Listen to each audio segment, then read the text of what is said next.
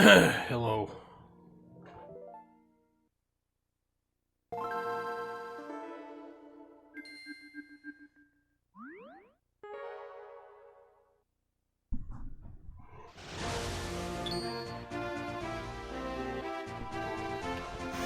Alright, let's see what we got going on here.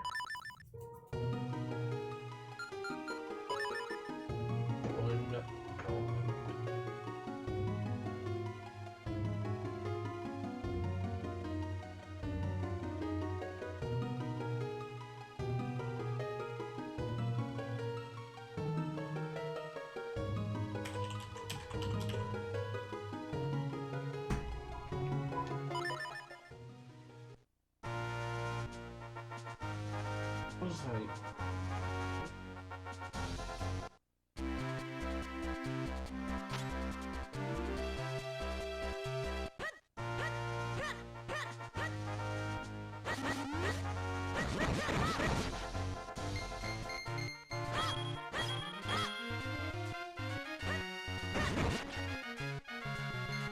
Roy.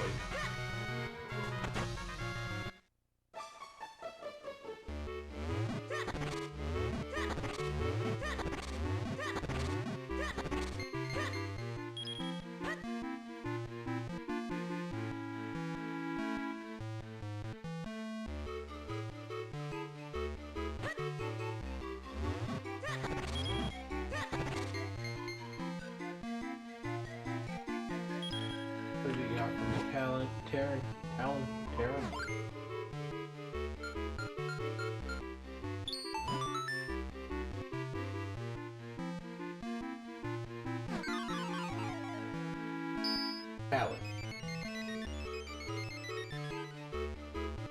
Is it a monster? No, it's just a regular ass chest, okay. I was expecting another monster.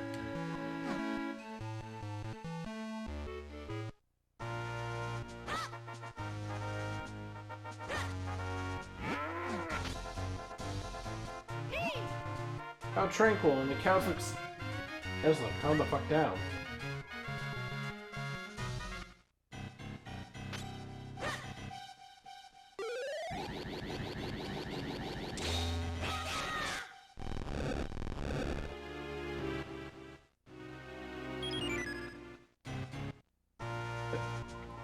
Hey.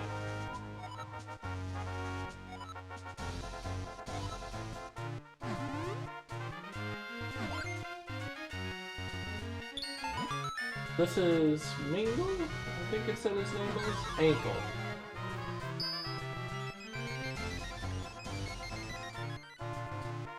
Okay, so it's the four Tingle brothers, which is Tingle, Ankle, and like two others. I can't remember their names. If it perfectly well, I can see my brother's smiling face.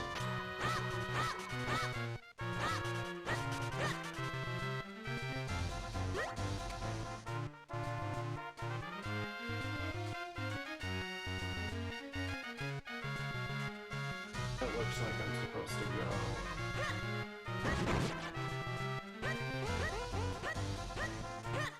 Oh, it's these things.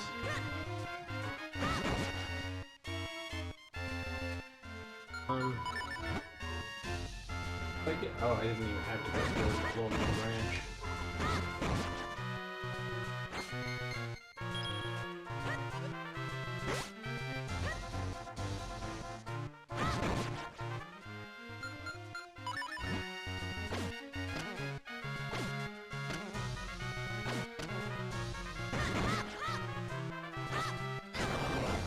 I don't know how I'm supposed to kill these things.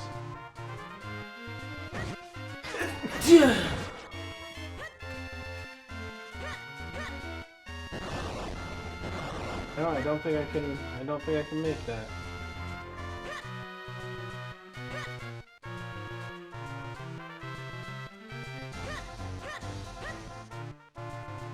Let's see, where else can I go?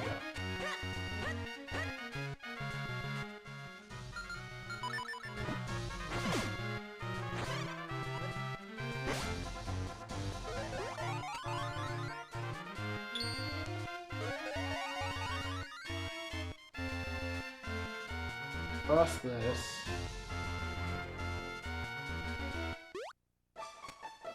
Press no further.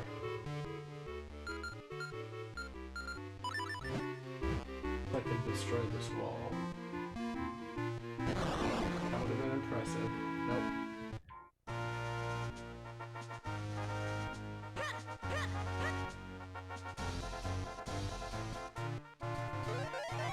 Okay. Let's see.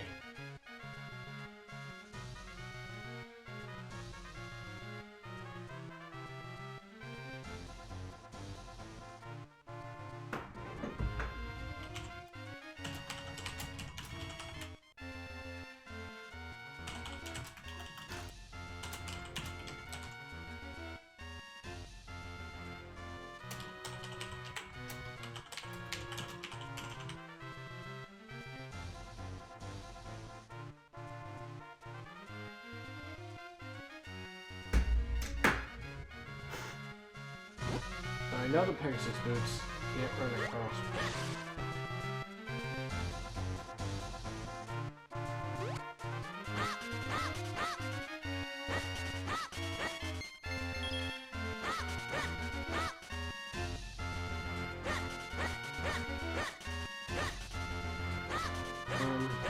Hey, Nezero. Hi. Yeah.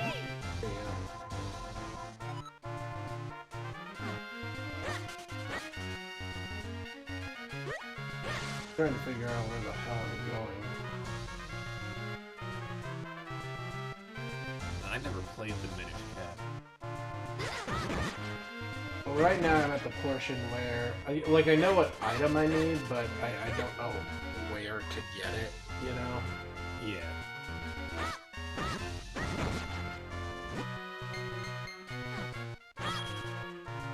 The light side cabin. Maybe that's supposed to be my hint, is I'm supposed to go to... Because I know I can't reach, now I can't reach cabin as it is right now because the path is blocked off, so I think I gotta use Kinstones with window. Yes. Where's his office?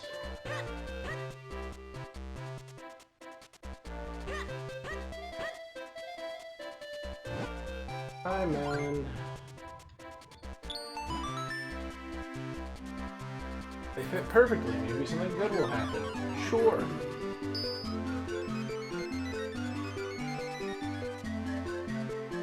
I'd open up another one of the garden ponds in the Hyrule Castle.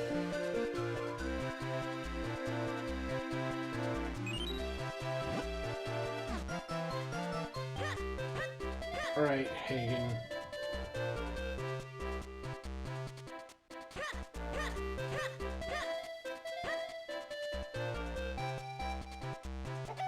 We can see these buildings.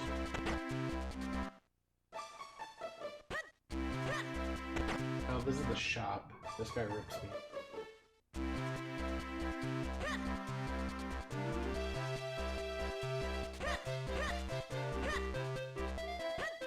Simulation thing, weird goopy monster dude.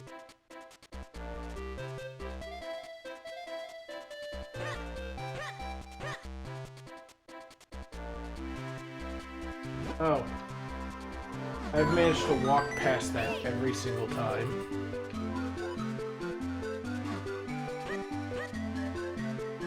Oh, I think it might be here?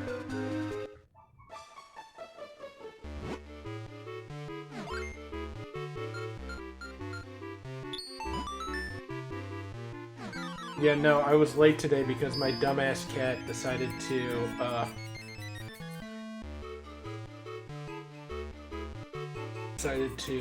is it doing? He decided to fall behind the washing machine.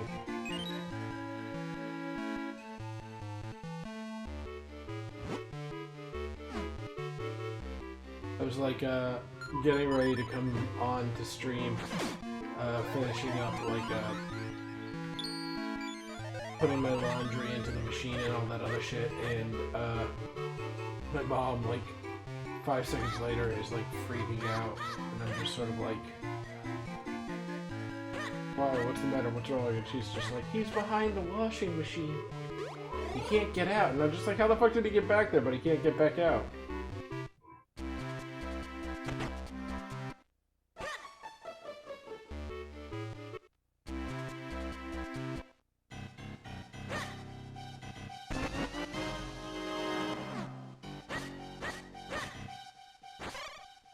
Sorry, I stepped away for a second. I wasn't saying anything.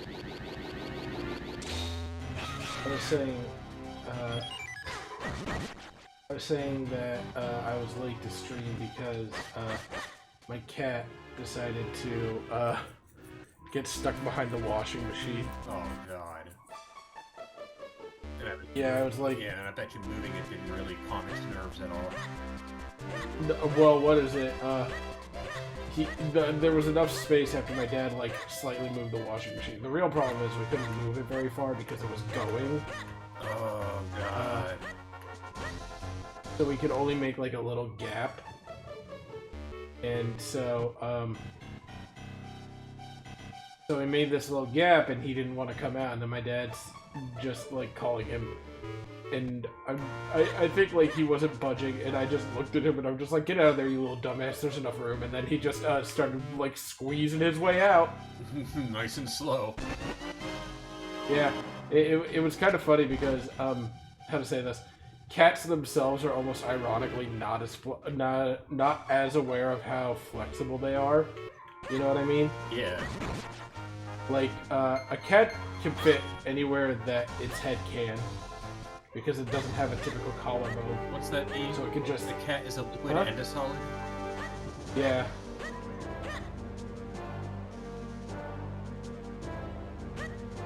So, yeah, so the cat, cat is, yeah. Well, at least it's free. So it's okay. I'm sure he'll wind up getting stuck back there again because he's stupid.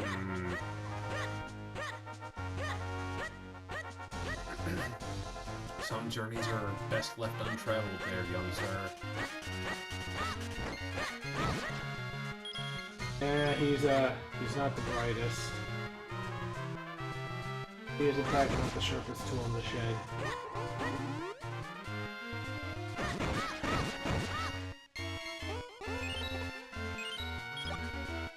I love Zelda games, man. They just feel so good to play. They are a lot of fun. They're a lot of fun when you go through them for the first time. Oh yeah, no, I'm enjoying myself like a lot with this game because it's like, how to say, like, oh, what the fuck? Oh, well, that was kind of worth it. I didn't think it was gonna be, but it was. Oh, God, these fucking kinstone pieces are goddamn everywhere. What's the kinstone? Kinstones are like, oh, here's your piece of a kinstone. Go find somebody else with the other half of this piece in the world, and you two can fuse it together to make like a treasure chest appear or this path open in the world. Like it's totally optional. It's not necessary except for like one very small section of the game where basically you go around the swamp and you gotta find like 3 kinstone pieces and match them to the pieces that a set of statues have to open the way. Like other than that, I believe it's like totally optional. And what is it?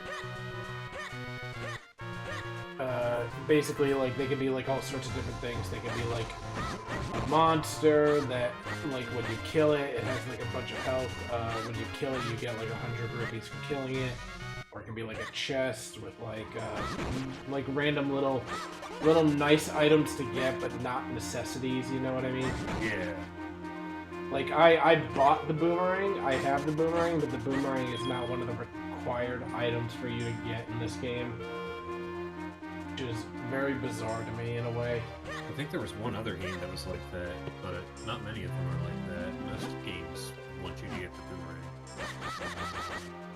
Yeah, well, boomerang's useful. But I digress. I'm at Lake Hylia.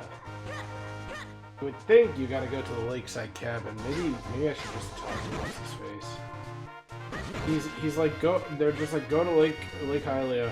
It's crazy. It's a good time. Or actually, I think I remember something.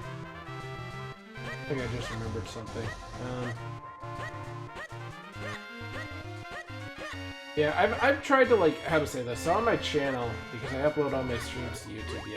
Yeah. On my channel, I'm just slow about like putting them out once I finally have to upload it because I'm just sort of, okay, I've done the thing, but I don't really feel like doing it right now. Yeah. I definitely have moments like that where I'm just sort of like, I should do the thing, but I am not. And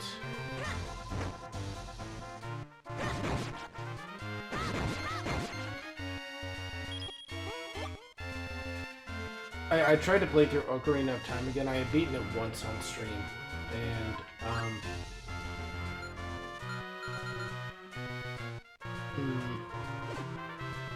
okay, so I don't have this thing's half of a Kingstone piece. I have no idea where to gather either. I imagine I need the flippers, and I do not know where to get those currently, so I guess I'll wander for a while. I'll probably get it from the shoe guy now that I think about it. Flippers, shoes, it's a logical conclusion. Yeah. I tried playing through Ocarina of Time. I tried doing Master Quest because that's what I got used to. Yeah. And I love that game, but man, oh man, is that game like boring after a while? Like, I don't mean to sound rude because I do love me some Ocarina of Time. Like, Ocarina of Time is probably one of my favorite games, but God, it's just so easy, if that makes sense. Like, even on Master Quest mode, it's just too easy. You know what I mean? Yeah.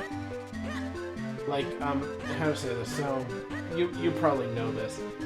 Master Quest is like the precursor for Hero Mode. Right. And so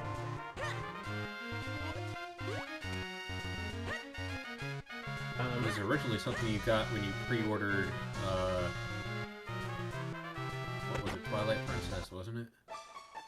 I don't think so, but I think it came out around the same time, which I've been looking to buy the GameCube copy of Twilight Princess, just because I'm like one of those people who I'm just sort of like, I got one, I want to get all the others, you know? Right, and that's okay.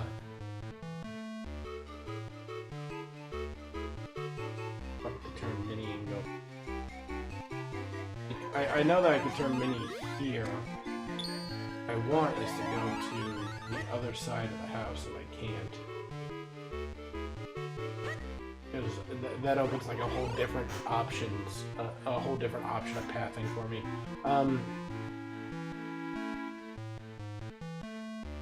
So like, and Twilight Princess is like stupid expensive for the GameCube. Like I was looking up like a complete in box edition because I'm one of those people who if I buy it, I'd like to have a complete in box if I can help it. Try to guess how much somebody was asking for it. Let's say $300. You're overshooting it by actually a fair amount. 129 is what I saw, which is still really expensive, you know. That's the most that they're offering. Complete in box. That's complete in box. It's kind of expensive though. Like when you consider that's a game that's had 2 re-releases. You know what I mean? Right, but you're not looking for the N64 version because you have... No, not Ocarina of Time, Twilight Princess. Twilight Princess has had 2 re-releases. It's had, technically it's not even a re-release, but the original run had it on, what's it, Twilight GameCube. It was on GameCube and Wii, and then it was on Wii U. It was an HD remake. Yeah, re-release. it had some added things in there too, though. Yeah, it did. It fixed some of the bullshit that you had to go through. The Wii or the GameCube? The Wii. Sorry, The Wii U. The Wii U. Yeah. I'm trying to think of what bullshit that you had to go through. It was like some kind of like dialogue option or something like that. It was something to do with like dialogue. I can't remember specifically, but it was like in Kakariko Village was when I saw it most pointed out. I just don't know what the specific thing is. See, and maybe it's because I played through trying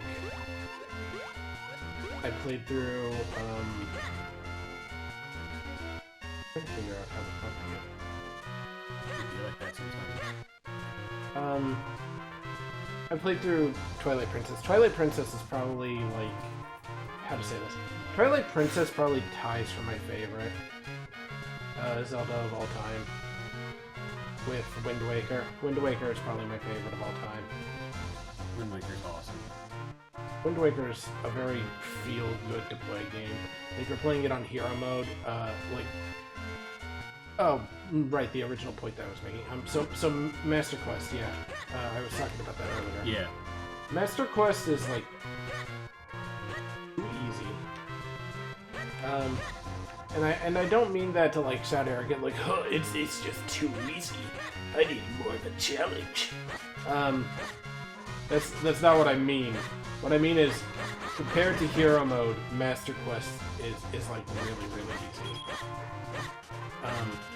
Because in hero mode, yeah, there's a different rule set, and Master Quest and hero mode do two different things like very well. You know what I mean? Like Master Quest is really good because you get remixed dungeons, and hero mode doesn't do that. And I kind of want hero mode to do that because I thought that was like a really cool thing that they used to do that they don't do anymore. You know? But what hero mode does really well that Master Quest doesn't is hero mode takes away your healing. Yeah. Yeah, well, it doesn't take it away entirely, but you know what I mean. Right, like, shit don't drop. Hearts don't drop. Fairies are the only thing that spawn. So the only way to heal yourself is either with fairies, which fairies typically only spawn in-game, from the pots in front of boss rooms, or you gotta get potions. And somebody asked me once, I can't remember who, which Zelda has the hardest hero mode, and I said it's hands down Twilight Princess. And I can explain that in a second, but in Master Quest mode, Ocarina of Time, yeah, they did not get rid of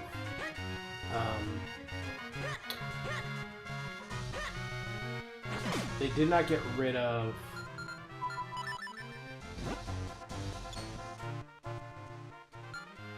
did not get rid of the healing, so hearts and shit still dropped. Oh my fucking god.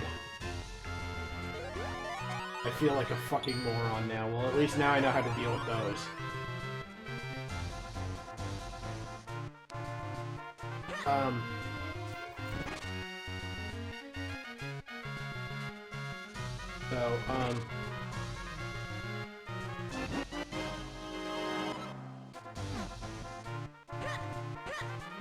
So, what the fuck is this? Look at this thing, Siege. Look at that weird little worm fucker. Did you see him? Yeah, what is that? Oh, it's like the... It looks like, like the first boss from Link's Awakening. Oh, I think I know... I'm not thinking of, what is it? It makes me think of two different bosses meeting in the middle. Do you know those little, I think it's from A Link Between Worlds, that boss that's, like, got the little black bulbous end and the black front that looks like a piranha plant, and it just kind of goes, hump, hump, and then you gotta feed it bombs. Yes. It looks like that mixed with the thing that's like yellow and shoots all over the place. You know, the one boss from, I think it is A Link to the Past. What do you have to say, Cow?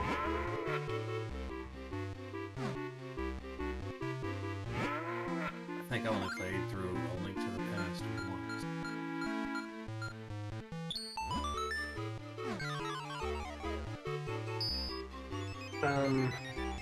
I don't know. I'm struggling to remember. I'm bad at remembering. Yeah, look, there's a monster. It just spawned. It sometimes happens with kid sounds, and now if I go and kill it, I get 100 rupees for killing it. But, man, am I just fucking lost? I feel like I'm just really fucking lost. I might look it up in a second here, because I am having just ass luck. I mean, you're a tiny alien in a really big world. Yeah. I'd be lost. Yeah, and what is the damn thing like? So yeah, and one thing that makes Master Quest a lot easier than, Hero Mode is Master Quest. If you didn't know this in Ocarina of Time in general, you can do this. As soon as you learn Zelda's Lullaby, you gain access to fairies, because you can just go up to the Sheikah slates, whatever the Gossip Stones, that's it. And you play Zelda's Lullaby and a fairy pops out. Yeah. If you didn't know that, then it's stupid useful. But it's like once you know that, it all kind of just becomes dull. You know what I mean? It becomes easy. Yeah, and that's not in Master Quest. Oh, it is in Master Quest. What? Playing the... Yeah. It still applies in Master Quest.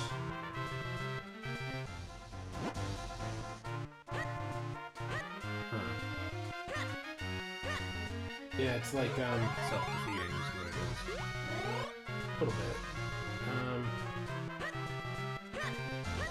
That's why Master Quest is just so much easier, you know? Because, like, I know a lot of people don't know it. But ultimately, hearts still do drop, you know? Which doesn't put pressure on you to get the fairies anyways. But it's like, once you have that blanket knowledge of like, oh, okay, I can just play this to get a fairy whenever I need to.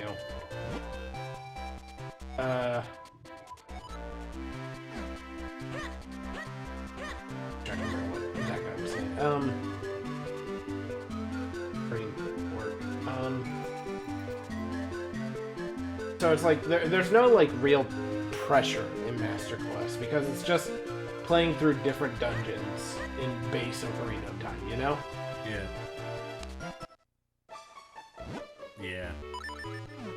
Kinda is. And so, it's not very, strenuous, you know? Right. Oh, this chick wants to fuse.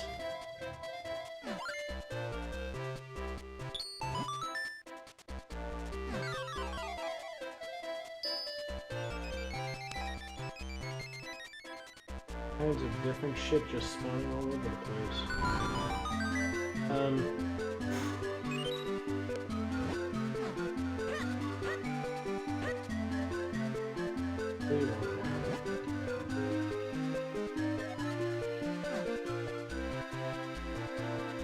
So, Yeah. oh, you wanna know a funny thing in this game that I found out? I had to look it up. These three sisters, which are supposed to be like, you know, representations of Din, Faerûr, and Nehru, what is the term? You have this side quest for them where you can go and like get them houses. And so I looked it up, and it turns out that there's just no third house that you can build, so you can only ever get 2 of them houses, so the quest is actually incompletable. That is bullshit. I'd be so mad at that. That would be... Yeah, it's fucked, isn't it? That'd be so fucking frustrating. Oh my god. Yeah, it's fucked. It's kind of funny, but it's kind of fucked.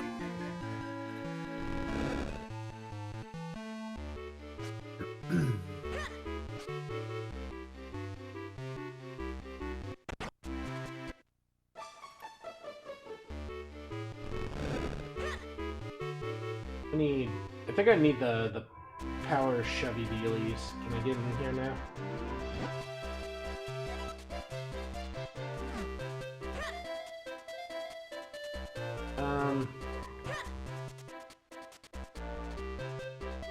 I might be a little lost.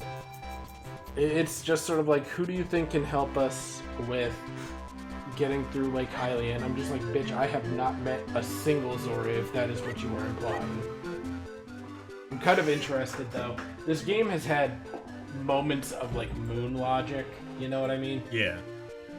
Like, a lot of these games do, so I'm not really, like, faulting it.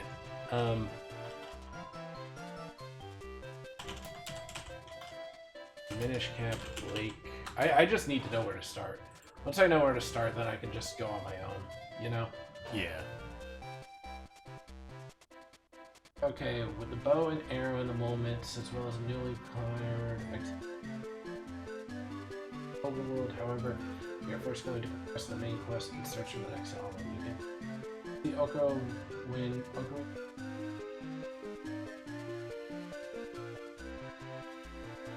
Is the one at Lake Hylia. Why would I think that? Oh my god. I feel... How to say this? This is kind of one of those, like, counterintuitive things that I'm talking about. So this game does have moon logic, but it has a lot of, like, counterintuitive, like, thinking kind of deals with it, too. And by that I mean, it kind of goes the logic of... How to say this?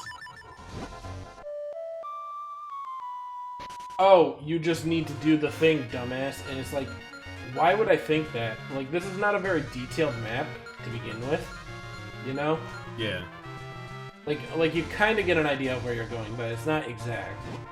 And so, when I saw that wind crest over at Lake Hylia, I was just like, oh yeah, no, I most likely definitely saw something there, you know? Yeah. Like, it wouldn't be absurd to believe.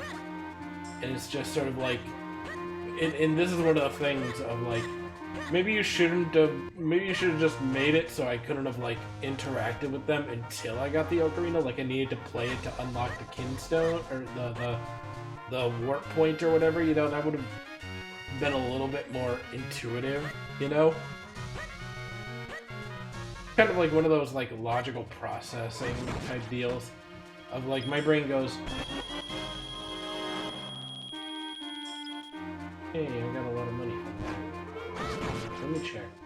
You can zoom in on the map if you're in, like, this section. Wow, that is a lot of stuff.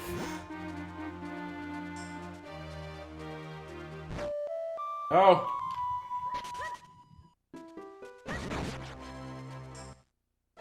Here?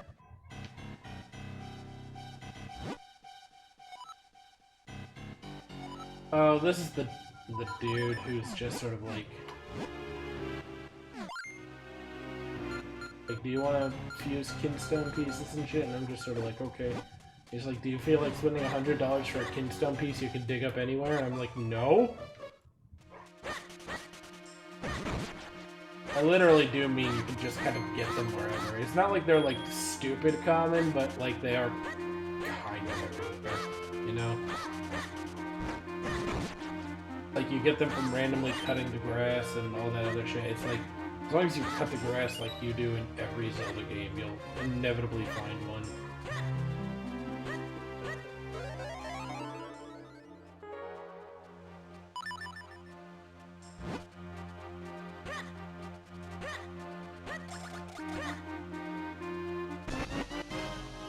One piece, yep. There's something ironic about unlocking a chest for a kinstone piece just to get another kinstone piece. Did you have to use the kinstone piece to open Yeah, I had a yeah. What the fuck? It just feels so counterintuitive. So yeah, so this is kind of what I mean by like, certain little things feel counterintuitive in this game. Like getting the Wind Ocarina, and now you have all your wind warps open, but obviously every time you come across... If you've never had gamer logic, you know, the first thing you do when you see something that you don't know what it is interact with it, you know? Yeah. And opening up those wind things earlier and getting the wind crests and all that other shit. Only for the game to just be like, no, dumbass, why didn't you just warp to the thing at Lake Hylia? Clearly you've seen it. It's like, no, I didn't! It's like, if I fucking did, I would have warped to Lake Hylia. How am I supposed to know that I didn't find one at Lake Hylia that it was, like, you know, unlocked with the ogre? You know, like, it's one of those things. It's like, moreover, it says that I had to see it. How the fuck would I have seen this?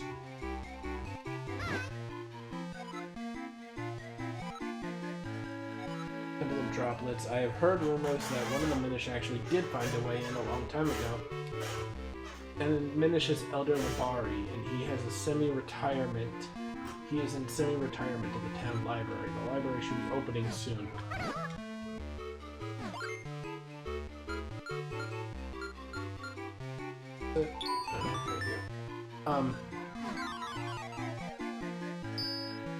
I like how they don't even bother to give these guys names. They're just like, Forest Minish! All the random NPCs in town have names, but this guy's just Forest Minish. That's so disrespectful. Yeah, I know, it feels kind of racist. That's like the equivalent of, like, me going up to you, and it's just like, want a few kinstones, and then your name comes up as right dude. Oh shit, come on, man. See what I mean? Yeah. It's like, that shit is fucked.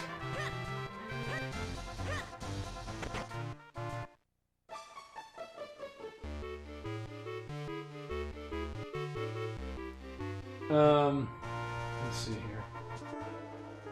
Every time in this game, I always think to myself, oh yeah, no, I just need to press Z to pull up the map, right? And it's just like, no, dumbass. No? No, it's start, and then it's one of the menu options in the start menu. So I need to get this fucking ocarina off of my shit before I fuck myself up. Look, see? This guy sells these to you for 100 apiece. I just cut a random plot of grass and I got them. I just caught another one, and I just got another one. Like, cutting more grass. It's like...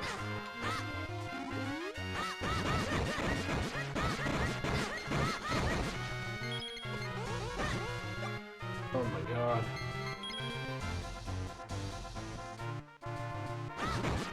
Wandering hither and thither for a hot minute. I want to see if there's anything that I maybe didn't get when I was over here.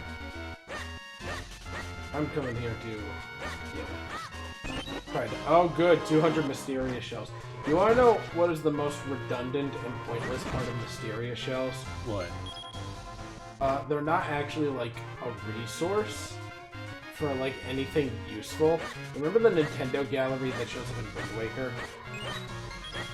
The Nintendo gallery that what with Wind Waker? That shows up in Wind Waker on Forest Haven. You go to the guy, you take pictures of things, and he gives you little statues and shit, you know? Right. That guy. Yeah.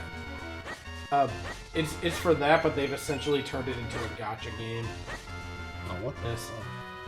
Yeah, so basically you go up to them and it's just like, here's some Mysterious Shells, and they're just sort of like... One second. It'll be a mystery. He's just sort of like, roll to see... And it's just sort of like, roll your fucking crazy-ass shit. That's some bullshit. Yeah, it's weird. Goes. Oh shit. Yeah, and this is another little weird thing. My special red potion will be ready in just a while. Yeah, so that's another thing. This game could sometimes cause... it's useful. Sometimes you can talk to these people and they will, like... The kinstones will grant inspiration to a random NPC to do new shit. Yeah. And so it's like, I did it earlier with Gorman, and Gorman's just like, I feel like renting out my house, which allows you to progress the thing with the 3 goddesses or whatever. And then you do it again, and it gives with another random guy, and he's just sort of like, I feel like building a new house, which allows you to progress the Gorman quest or whatever. And it's like, this shit is weird. But Mysterious Shells, yeah, totally useless. It's like totally different from. Did you play a Link? No, I'm thinking of a Link's Awakening. Did you play through Link's Awakening, the new one? No, the one on Switch.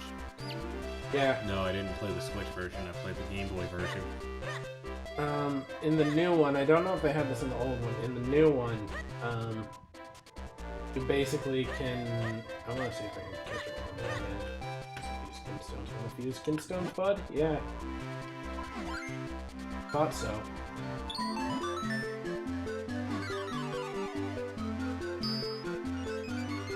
See what it does. Oh boy, something's changing for the post office. I should start a newsletter. I can oh, fuck. What? I think now I'm gonna get the equivalent of Twilight Princesses, guys. That runs up to you. Wait! Remember him? The male dude who's just like, I have a letter for you, mister, and then your name. Yeah. I think I just unlocked that function. Oh no. Congratulations. The opposite of that. Oh, man, you got a new friend. You're looking at this the wrong way. Swordsman newsletter. It's full of helpful advice right now. I get 200 rupees.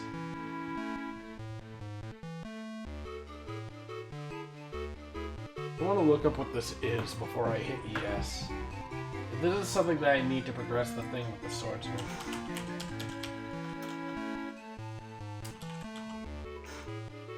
Swordsman newsletter Minish there. Okay, what's this? Swordsman Newsletter is a newsletter series of Minish Cap. Thanks! They are authored by Swiftblade and distributed at the post office in Pyro Town. Stamp S Swiftblade to write them after being inspired by Link using Kingstones.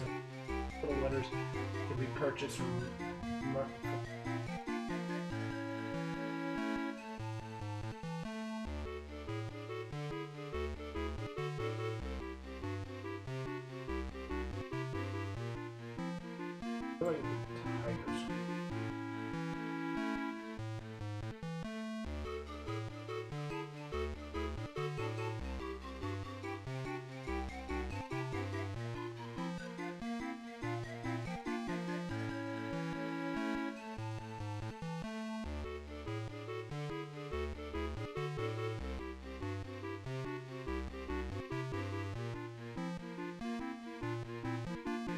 So this is actually not necessary. Oh, no. Fuck off, dude. I hit B. Okay, fuck off. Jesus Christ, whatever. That fucking sucks 7 different types of dick. The game, I'm sorry, I saw you hit B. Did you mean to hit A?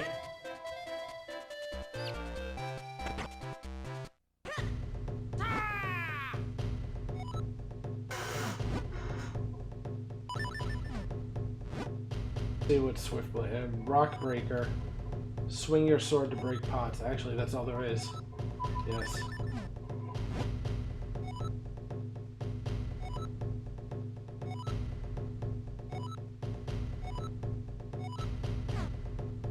Now I have to sit through this. Good. Thank God. I can finally just do that.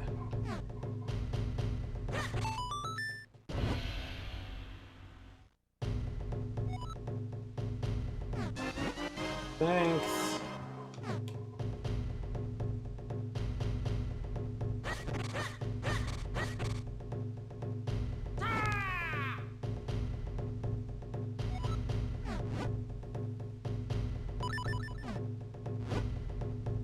Dash attack. First equip the Pegasus boost, second equip the sword.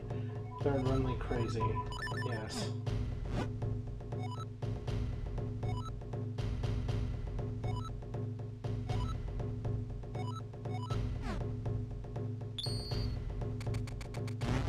Oh good, it's just the actual default Pegasus boots attack.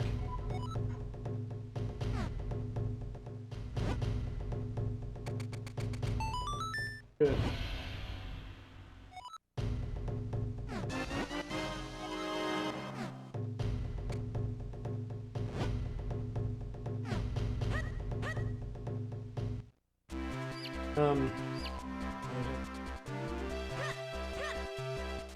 Oh, earlier, yeah, I was talking about, Twilight Princess and how that had the hardest hero mode, yeah? Yeah. So the reason why Twilight Princess has argumentatively the hardest hero mode is, you do get access to what is essentially a potion very early on. However, both of the potion options are within Ordona Province. So you get like the milk from the cat mission, which gives you the bottle. And then you don't get any healing until you get you don't get like any healing, none, until you reach the forest temple, which means that you have to go through the Hyrule Castle town sewers, Hyrule Castle, the retrieval of Ordon villages, the retrieval of like the sword and shield from Ordon village, recovering the lost light of Pharaon, all that, you got to go through all that before you can get more healing. And then, once you're out of the Ordona province, the only places to heal are either within the spring, the Lake Spirit Spring, within the hot springs, which are both in Kakariko Village and Death Mountain, which are obviously not very far out of the way, or from the fairies in front of boss rooms.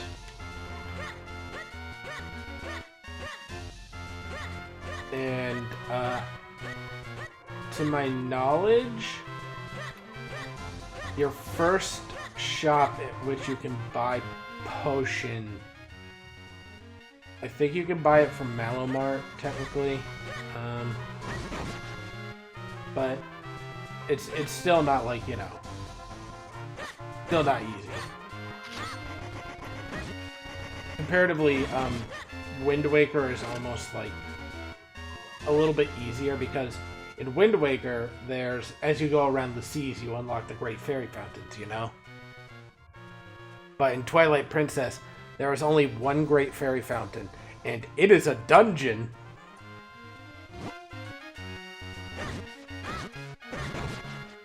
Ooh. Yeah. Well, that's kind of a So- double-edged sword. Yep.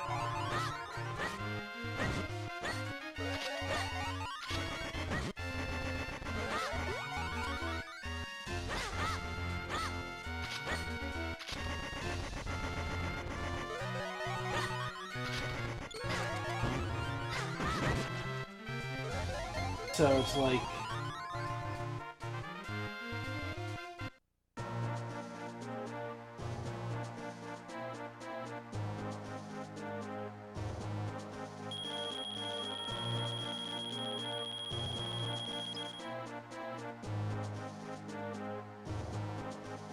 Twilight Princess is by far much harder than the other hero mode. For Wind Waker. And then, I'm not even going to talk about Skyward Sword because I did not try Skyward Sword's hero mode because I do not enjoy Skyward Sword. I mean, that's fair. I don't. I don't have fun with Skyward Sword.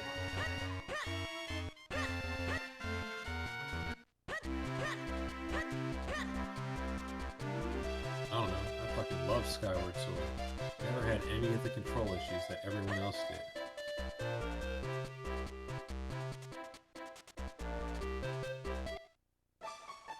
Hello.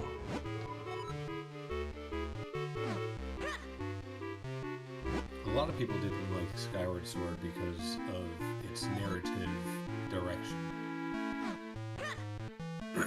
They figured it was way too story-centric for a Legend of Zelda game, and I'm just like, shut the fuck up. Right. my main problem with Skyward Sword is that it's very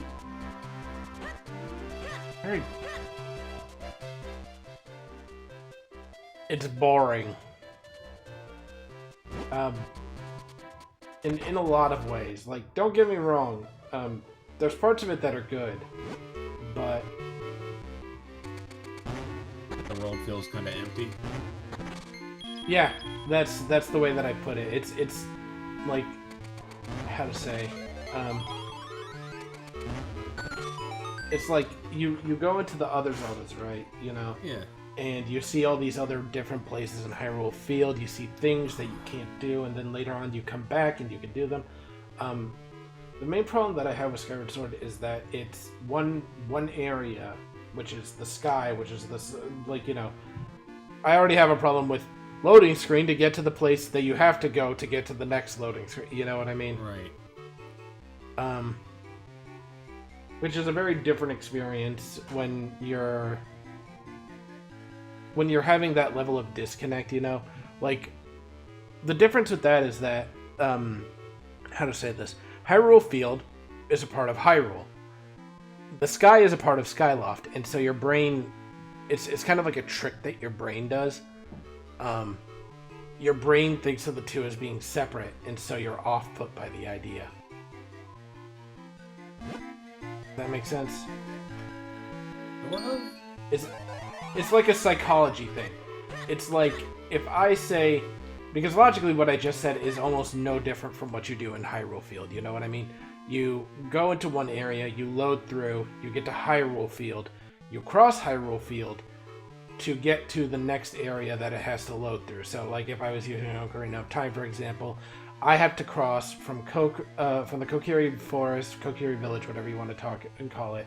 I have to cross from the Lost Woods to Hyrule Castle Town at the first time, and that's logically the same thing of I have left one loading zone to traverse the area to get to another loading zone. But they're connected, and I can see things that make them feel connected, like they're part of the same world.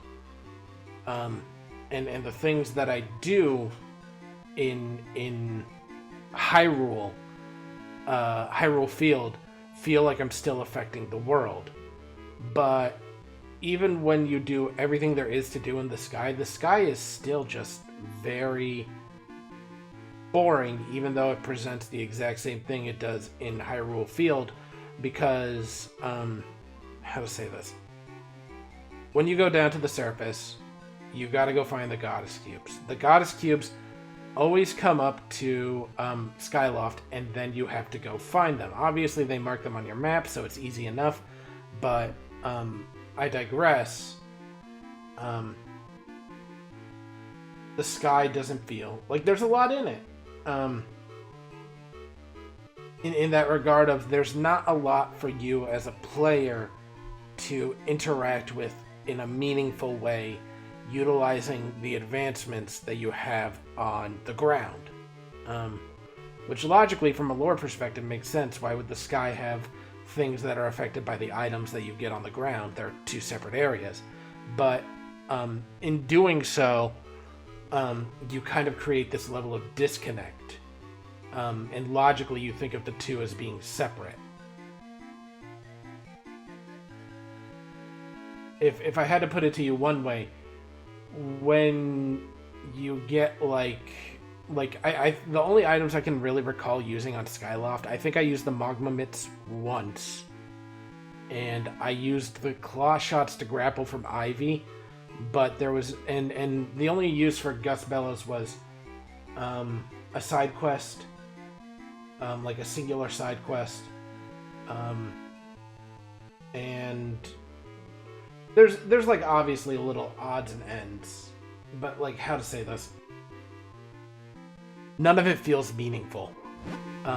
It doesn't feel like an accomplishment. It makes you feel like you're running errands. Does that make sense?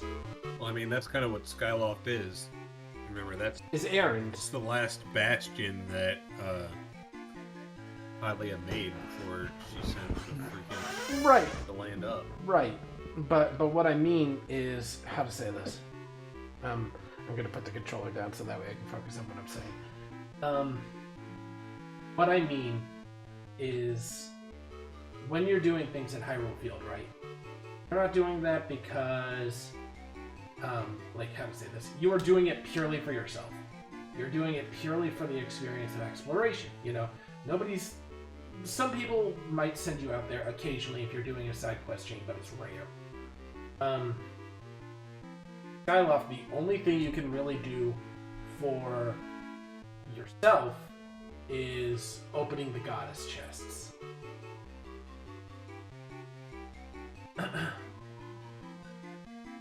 Other than that, anything that utilizes your items is a side quest.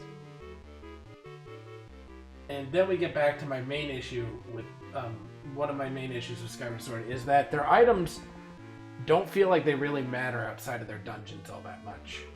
You know? Like, they feel like one-offs. Yeah. The only exception to that, I would say, is the beetle. Like, the beetle gets used all the time.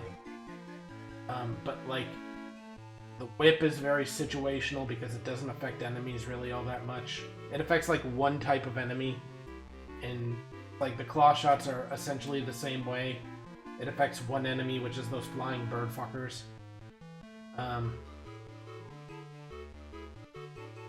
Like... Actually, no, that's the whip, too. So the whip really only affects two enemies, and the claw shots, to my knowledge, don't affect either. Gust Bellows kind of affects one enemy, but the one enemy that it affects isn't a threat anyways, you know? Those little Moldaraks. It's like, that's what I mean by, like, how to say this. It has a lot of story, and that story is good, but it's boring because it doesn't have any kind of creative thinking in it, you know what I mean? There's never that moment that you get in other Zelda games where you feel accomplished and you go, aha, I've got it, you know what I mean? When you're doing certain things, you know, like, a lot of people shit on the spinner from Twilight Princess, for example, saying it's an item that doesn't have a lot of use. But I remember, after getting the spinner, like one of those little things that I ignored all around Hyrule, I'm just like, that's a spinner rail. I could probably use the spinner on that, you know what I mean? It's like... Yeah, but that's it. And then right. The spinner was done. Right. Well, what is it? There's actually like a bunch of different little places in Hyrule Field that you can use. And ironically, the spinner is actually a really cool item too. I know like a lot of people didn't use it this way. I liked using it when I was surrounded by like lots of little annoying enemies. Because if you press B while you were on the spinner, it would make the gear fly out. And when the gear flew out, it would like have the effect of not only damaging, but knocking back the enemy. So it was good for getting some distance, you know. Was it always useful? No. But it wasn't as useless as I think some people give it, like, you know, the ability for. What I'm saying is the spinner like something that you would use in combat only? No. Logically, that doesn't make sense. You know what I mean? But comparatively, it's a lot better than Skyward Sword, the way that they treat the claw shot, the whip, you know, like, because you look at other Zelda games where those exist, and it's like the whip deals damage, or they grapple or something, like, you know, they do something to like all the enemies of the world. They bring it closer. Even if it doesn't do damage, there's always another intentional use. Or if you're using the claw shots, it steals items from them, like rupees, or it stuns them, or something, you know what I mean? And the boomerang does the exact same thing, but it's like, when you get into Skyward Sword, the best you get out of any of the items in any given moment is the exact same effect that you can get from another item, which is stunning someone. I think that only applies to Beetle, and I think the whip. I think the whip does a little bit of stun. Could be wrong. And you want to know what would have been a really cool concept that they could have played around with? That would have made combat so much easier? What?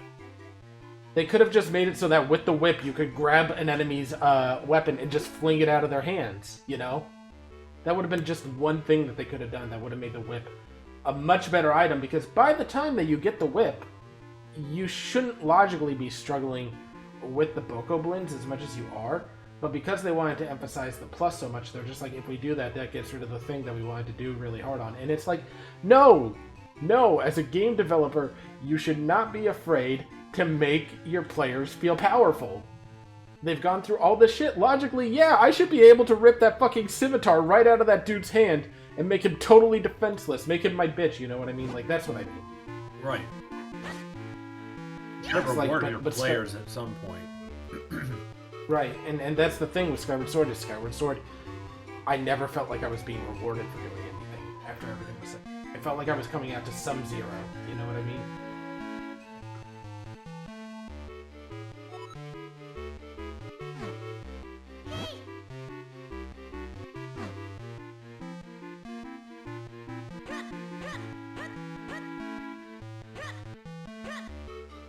It's like... It's like I never felt like I was really rewarded in those games, you know? Yeah. In Skyward Sword especially. Like, the best part about Skyward Sword was hands down for me still the beetle. Like, the beetle was probably the best item they introduced in that game. If the beetle was not there, all the items would have been just so incredibly boring. And they had a cool idea with the whole, oh, let's just, you know, let's just, Brain, work with me.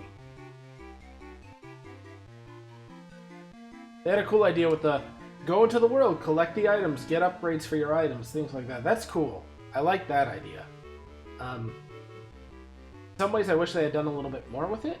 Like, the beetle definitely felt like the item that they gave the most love in that game, because it has, like, 2 or 3 different upgrades, and they each do something unique, you know? And it's like, because then you get the swift beetle, which lets you dash, you get the strong beetle, which lets you, you know, tough it out a little bit more, and then literally one of the later upgrades that you get is literally an upgrade to the beetle, which is basically just, look, it's a beetle with a grappling function. Like, they definitely, the beetle gets, like, 2 mandatory upgrades and 2 optional upgrades for a total of 4 upgrades. Isn't that crazy? A little. But I mean, it took the most advantage of the Wii controller, and I am willing to bet you that they spent all of their time tuning that thing and setting, like, how sensitive the tilt and shit was. I'm sure. But it's like, the beetle was the best part of Skyward Sword. I get how to say this. And the major problem with Skyward Sword, I know it sounds like I'm shitting on Skyward Sword. The major problem that I have with Skyward Sword is that it is just at its core a little bit boring, you know? Like, they don't really spice up the order of things, you know what I mean? Because the way that it goes is Sky, Farron, Sky, Eldon, Sky, Lineru, Sky, Farron, Sky, Eldon, you know what I mean? Yeah. And yeah, you unlock new areas within those areas, but it's like there's no change in the order in which you do things. Like, it would have been...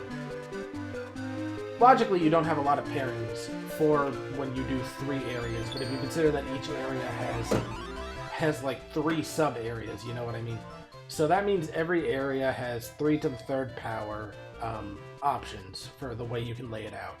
If it's supposed to be done out, like, that's obviously like a simplistic way of putting it. But logically, 3 to the 3rd power is something like 27. So logically, 27 to the 3rd power for 3 areas, that would be, what?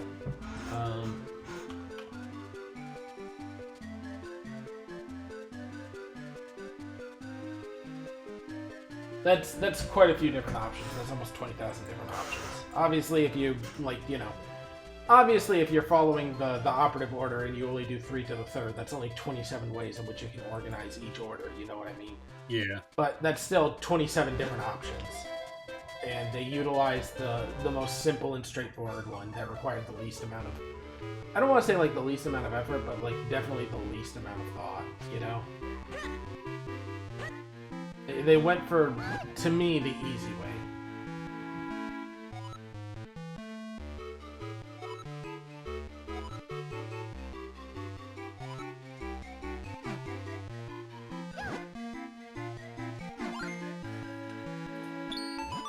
And it's like every Zelda game just does something well, you know what I mean? Like, as boring as Skyward Sword is, I do give it the credit of it's a very pretty game to look at, and the story is interesting.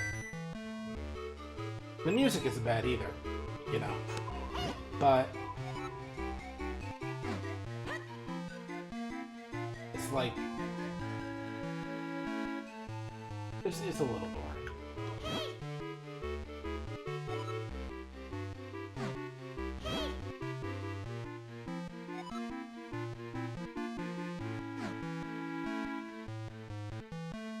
Every game kind of does things good and bad, you know what I mean? Right. I decided after so much playing Metroid Prime, like, you know, I got through Prime 1 and I got through Prime 2, and after getting through Prime 2, I've just decided, I'm just like, no, the Prime series isn't for me. I can't logically tolerate another one of those, you know? Yeah.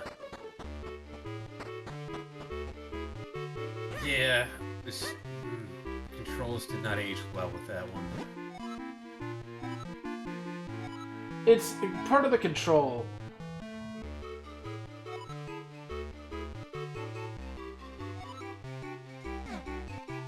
Sorry, I got distracted.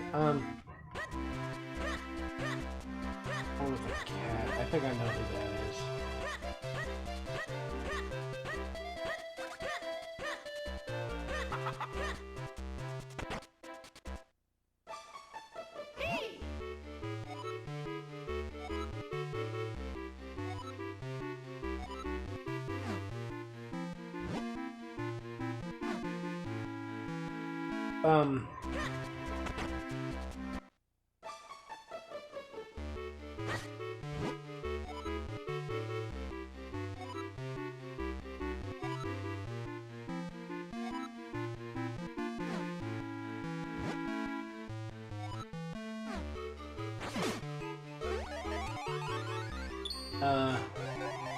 So, what was I saying? Things that certain Zeldas do well and do poorly, and I brought up Metroid Prime.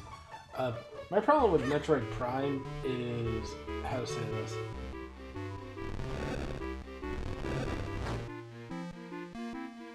Is how to say this? All of them kind of have the Zelda, the Wind Waker Triforce Fetch Quest, which is my problem with Wind Waker Original, but they changed that in HD. Which, ironically, I also still have complaints about. I can talk about that in a second, but it's like...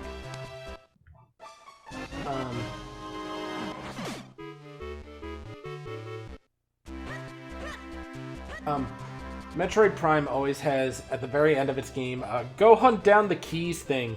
And there's always, like... It's not like some low number, like, go hunt down, like, 3 or 4 keys. It's always something like, go hunt down 7 to 10 keys. It's like, dude? Dude. I mean... Like... I don't know, I don't get to complain about that, even a little bit. He's the hero. He's supposed to be doing the shit.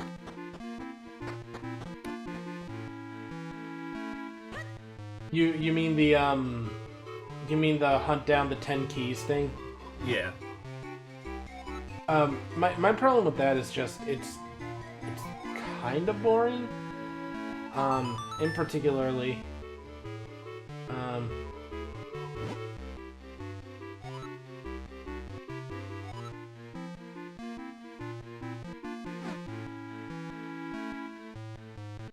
my main problem with that is the same problem that people had with the Triforce Fetch Quest, which is it's boring, you know.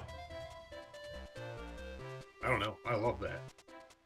I like it. I like aspects of it. I like that it makes you go out into the world and experience it, but it is undoubtedly one of those things that is clunky, you know what I mean? Like, they fine-tuned it a little bit better in Wind Waker HD Remix, where you still have the Triforce Fetch Quest, but the clunky part of the Triforce Fetch Quest that I didn't like, which is not the actual collection aspect. In the original one, it was go collect the Triforce charts, and then get enough money to pay Tingle to translate the Triforce charts, and then go get the Triforce pieces. See, that's the clunky part of it. The actual hunting it is whatever, you know what I mean? If they tell you where it is, then ultimately, sure, whatever, you know what I mean? Yeah. But that aspect, that added aspect of, okay, now every time I get a chart, I have to go to Tingle's Island, I have to have him translate it, and I will never have enough in my wallet at any given time, even if I have the largest wallet upgrade, to pay to have all of these charts translated. Means that you have to go out and you have to explore a lot, you know, because a lot of the times the places where you can get rupees concretely, you know, is like not a consistent thing, you know what I mean? Like, it's like, okay, yeah, I can get this much from under Grandma's house, or I can get this much for the chest on Dragon Roost, but obviously those don't respawn. So your only option is to either go play the mini games or go explore the other islands. And Metroid Prime kind of did the clunky version of Tingle's Triforce Fetch Quest, which is go find where these people died in the world and scan them for their lore shit, and their key in their lore entry will give you a hint as to where the key is, and that's the clunky part of that. Instead of just like finding their tombs at the end of the game and the game just being like, the keys are here. It's go find the dead person to go find the key. You know what I mean? Yeah. And that's my problem, is like how clunky that feels.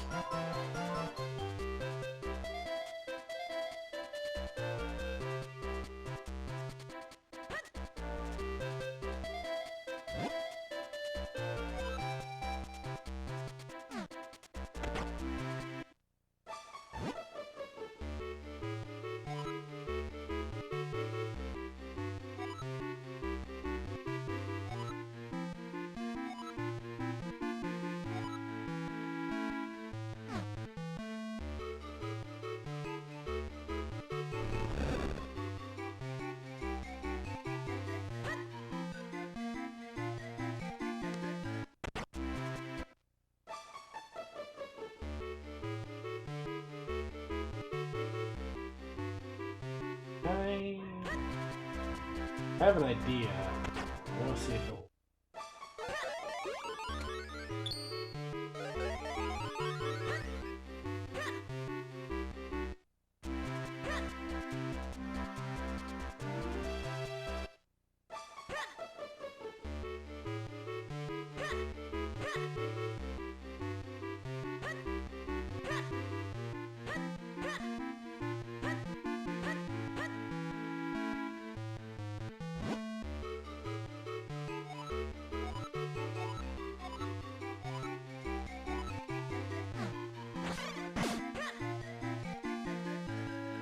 I think I have an idea now, actually. I have another idea. Let's see.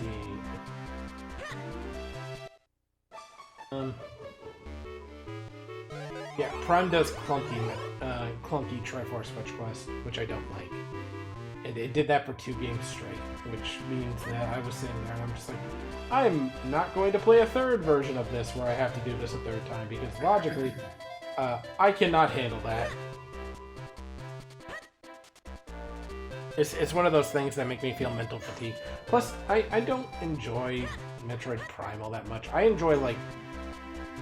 I figured this out after playing Metroid Prime. I enjoy the 2D side-scroller primes and stuff like that. And I think part of that is just because Prime started as the 2D side-scroller, and I think, in my opinion, kind of like the discourse in Resident Evil fandom. I think it was designed to work as a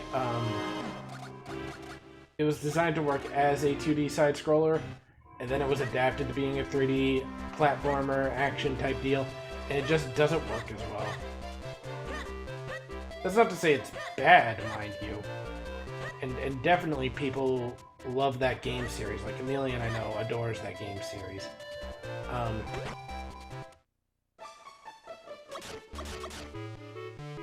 but it's like I didn't get a lot of enjoyment out of it, you know?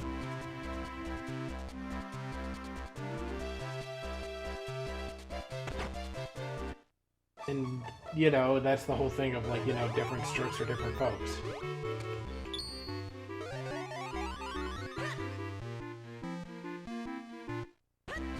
Every one of those games, whenever I review these games, right, I try to put aside my own personal opinions as much as I can when I'm reviewing them.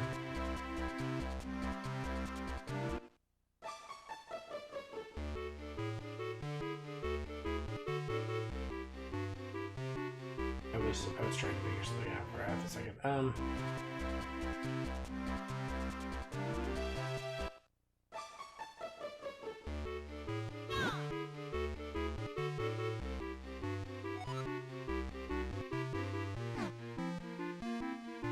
What is this dude?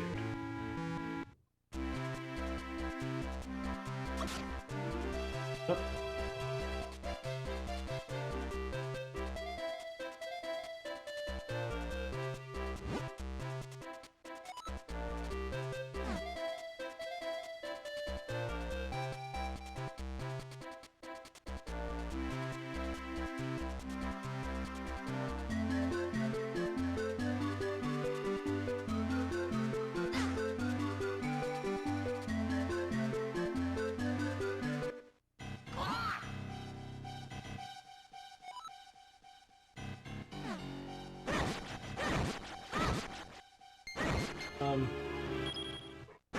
Yeah, when I play these games, right, I try to set aside my personal opinion as much as I can. In that regard of, like, I think I should give every game its fair chance in an honest review, you know? Yeah. Is generally how I try to handle those.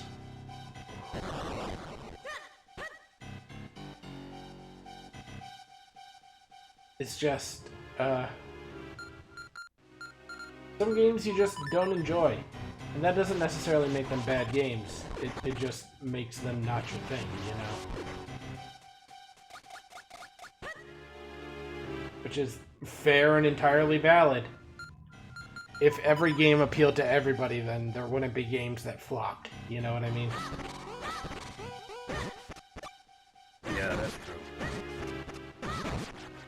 And then we'd still be having games that were, you know, I would say we're still having games that are made by EA, but unfortunately EA still makes games.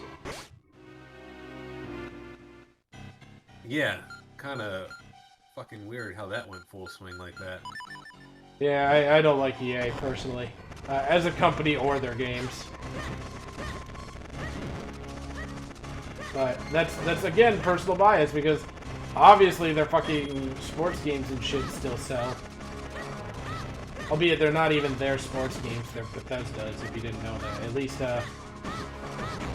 their Madden series is, I believe. Because I believe, oh nice, power bracelets.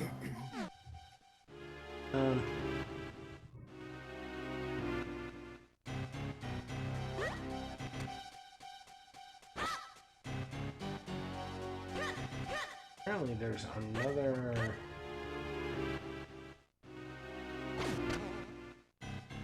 or something? I don't know. Maybe I can... Oop.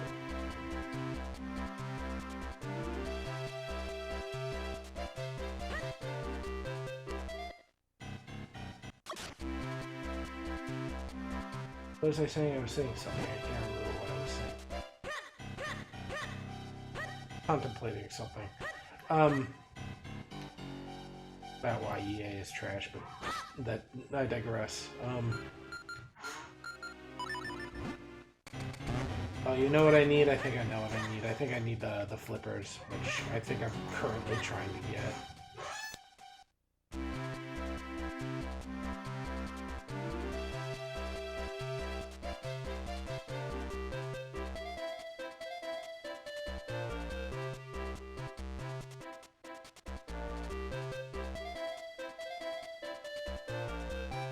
What was I doing? All right. No, but it's like there's bound to be things that are like not to people's taste. Reality. Yeah.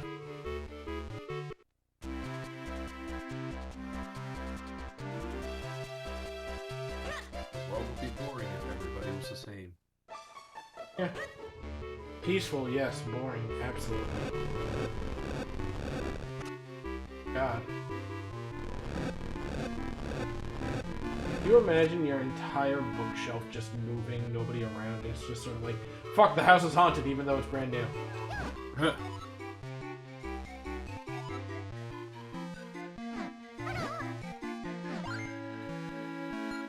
Everybody has this type of kingstone, and it's the one type I don't have. I feel like I'm getting fucked around with.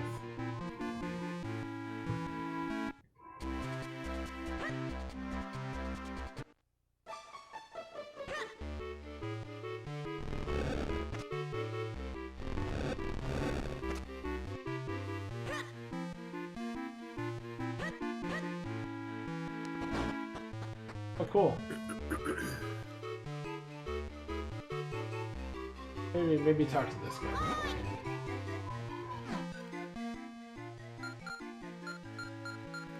But no, it's like, yeah, not every game that you don't like is shit. You know, it's just what it is. Right? You just don't like it.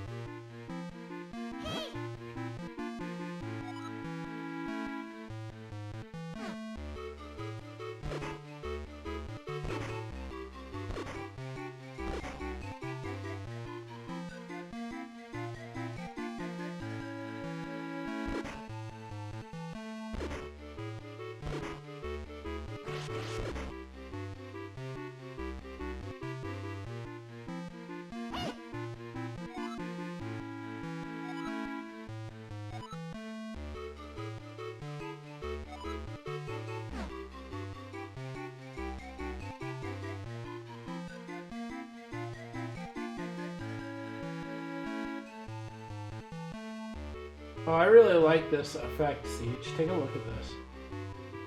So you see how it's kind of like bending over the edge? Yeah. Step on this so you can see the animation changes.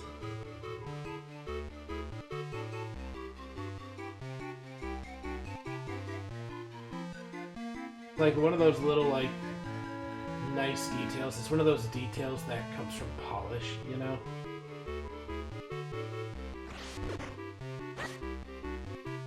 Like a thing that would be easily overlooked if you didn't think about it, but when you do the thing, it does. Yeah.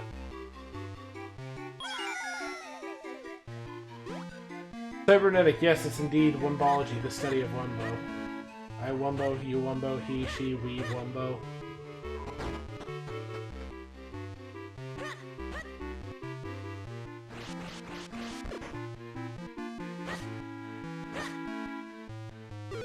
The real problem with this game is that I currently have Ezlo taking M for Minish instead of W for Wumbo.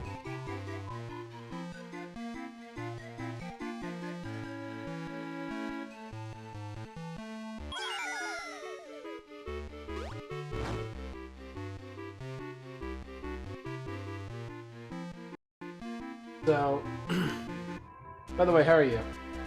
Who, me? I'm trying to think of, Cybernetic Man, dude in chat. Yeah. Well, how are you, Siege? I mean, I'm doing fine. Dandy, just absolutely, chuffed in the positive way, as it were. It's so wild to me that chuffed is like both a positive and a negative in British culture. I would expect it to be a negative, but Here we are. Apparently it's both, which is weird. Like one of those weird little, like, you know... Gotcha. Thinking about calling my family over soon. Living with your feet on the ground is not so bad, I've decided.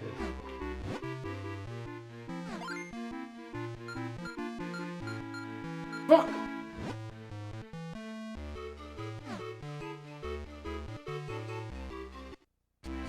You didn't know those tiles restored your mana, but it's been a long time since I played this. You, don't have MP in this game.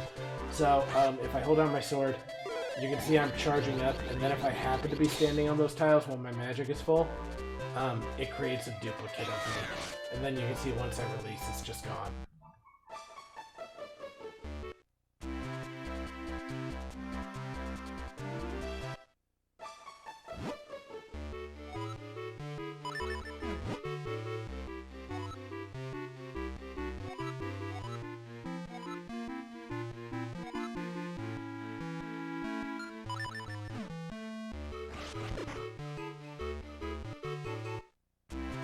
Want to fuse kinstones? Hot singles in your areas want to know, do you want to be fusing kinstones?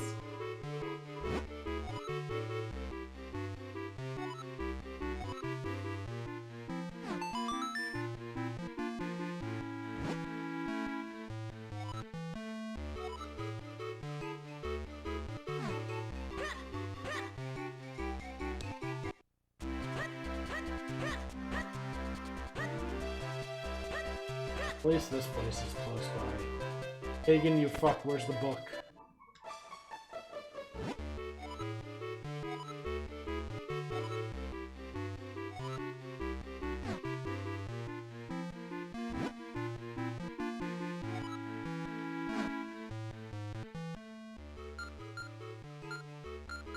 Maybe you should ask my best. Okay. Where's the book? Where is it?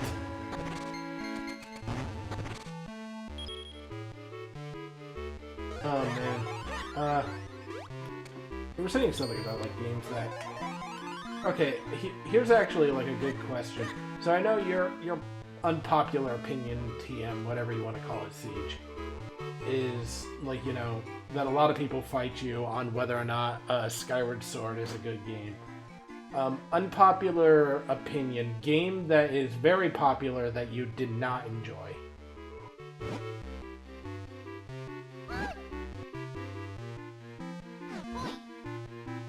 The Last of Us. Last of Us? Yep. Story was good, game felt like a slog. I've heard as much. It's not like...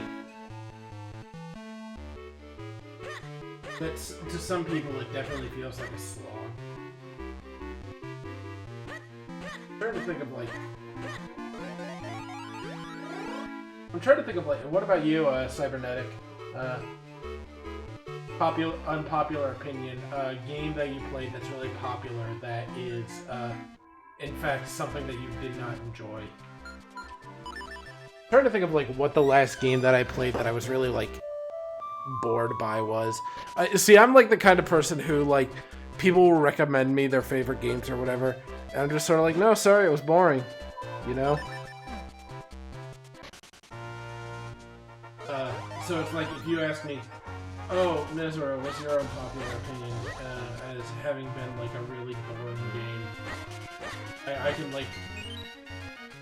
I can immediately think of, like, how to say this. Yeah, I said Prime series. The Metroid Prime series is kind of a slog, but, I'll be honest with you, I didn't like Dead Space all that much. Dead Space is, like, one of those ones that people, like, really love, you know?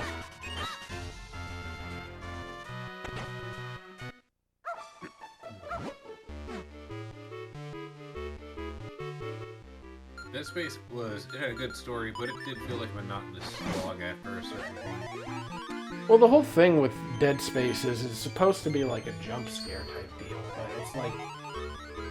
I don't know, I kind of got bored after a while.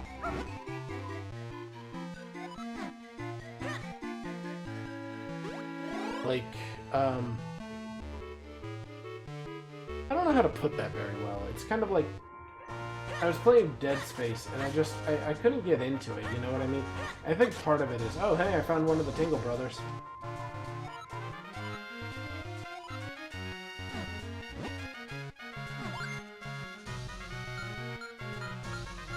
I am being spat upon in the face of God. Anyways. Oh, right. Yeah, no, Dead Space is a bit overrated. it's not like it's a bad game. It's just boring. Yeah, I would say it's overrated. A little overrated. How to say this? Everybody's just like, no, dude, it has like such a crazy in-depth story. You're gonna love it. You fucking cream your pants.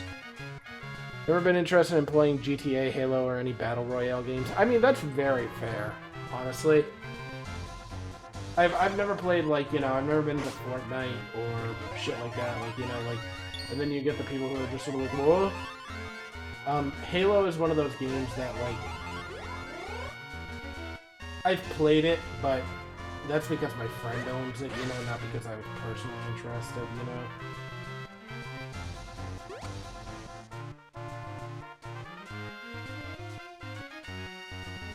How dare you? Well, I mean, GTA is also just kind of boring, you know? Feels like there's really only one trick to that pony, and they just reskin that trick. They take your pony after it gets 5 stars into a repaint shop, and then they give it flames, and it's just like, look, different car. Like, I don't know, that game is like the epitome of... Epitome? Yeah, the epitome, thank you. I was gonna say the epitome, but epitome is also... Whoa! Calm down! Whoa! 1 second,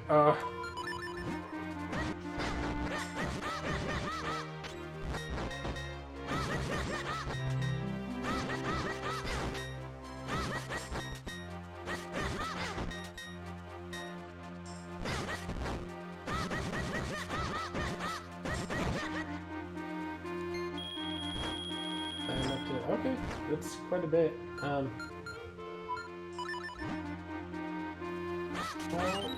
the ever-loving fuck am I supposed to get to this dude's house?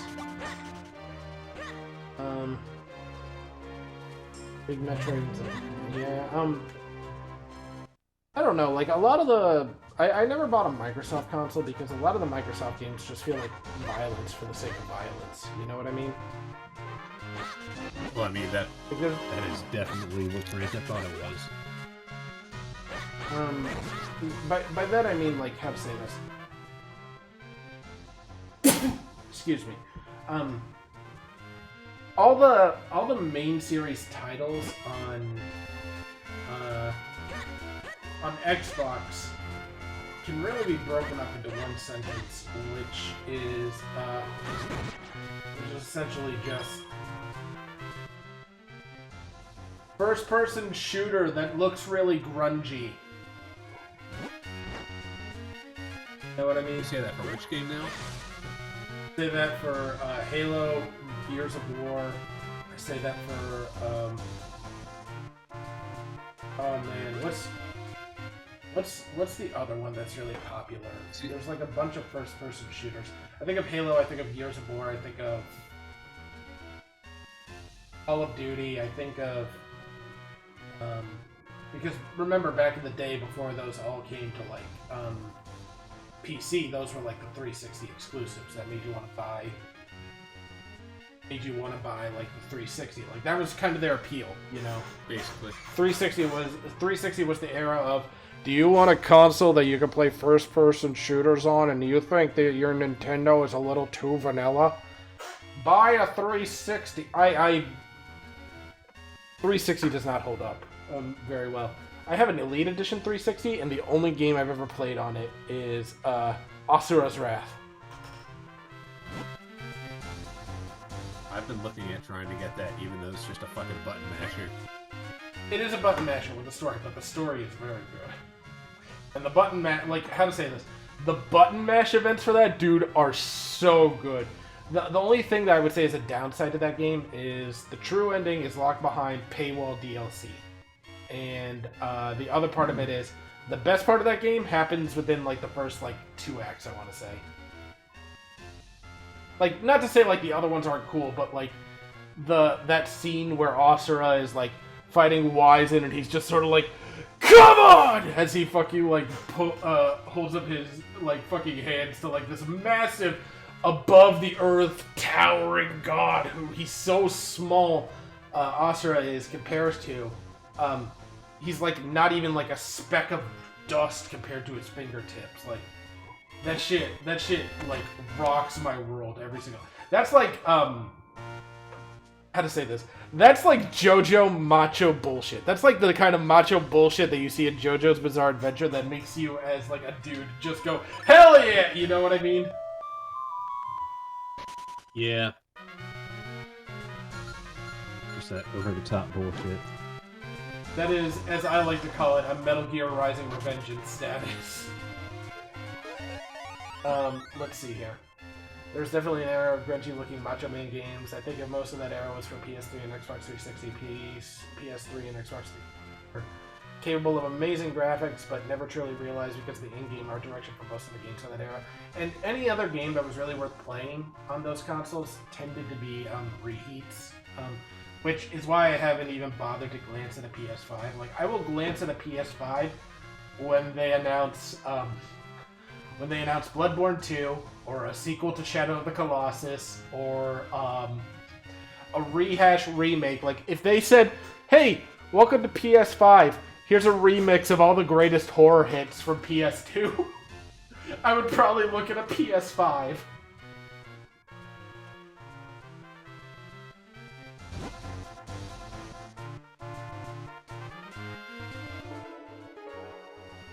I need to go to what's his face? Down there. Get there, I need the flippers. Flippers from.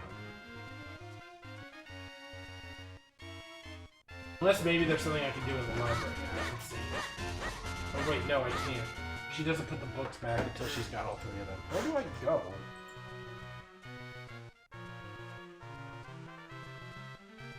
PS4 is probably the last console I'm buying for a while. I don't even have a PS4 Pro, just a regular one. That's what I have.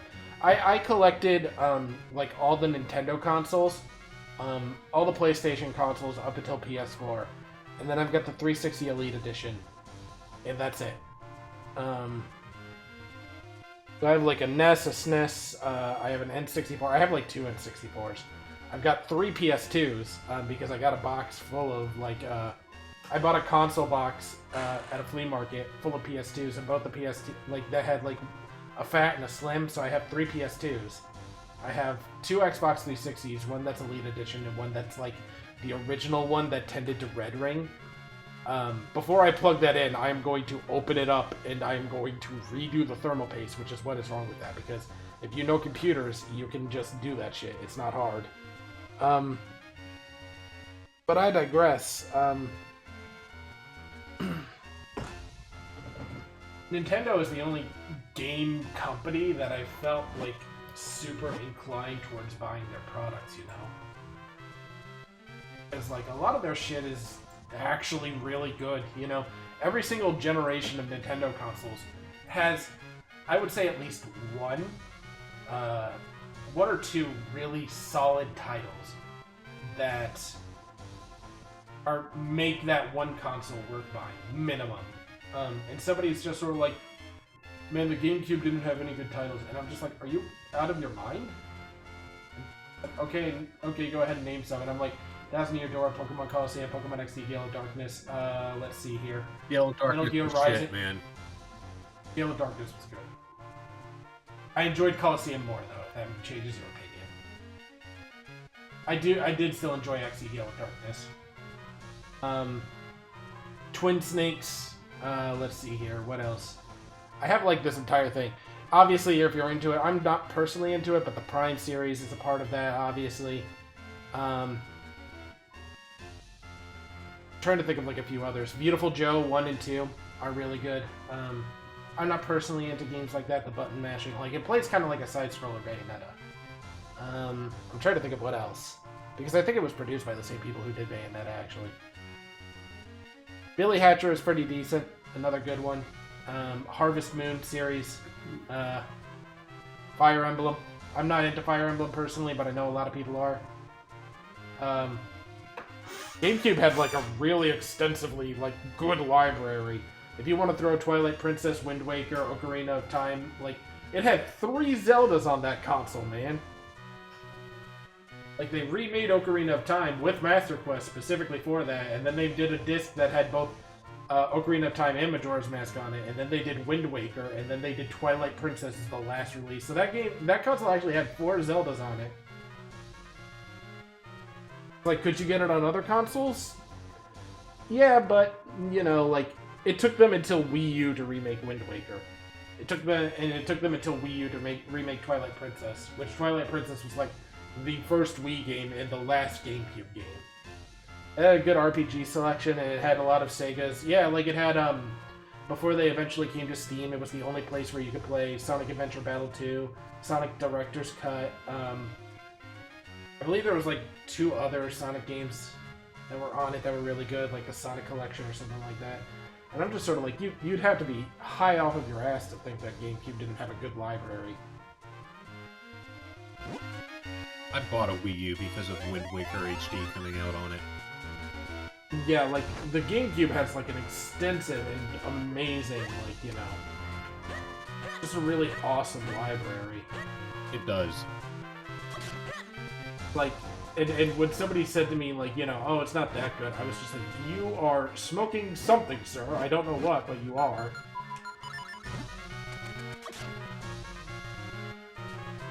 Let me see here. I was a little bit lost. Hylia, the books for the Minish, first floor, librarian, arcane backgrounds.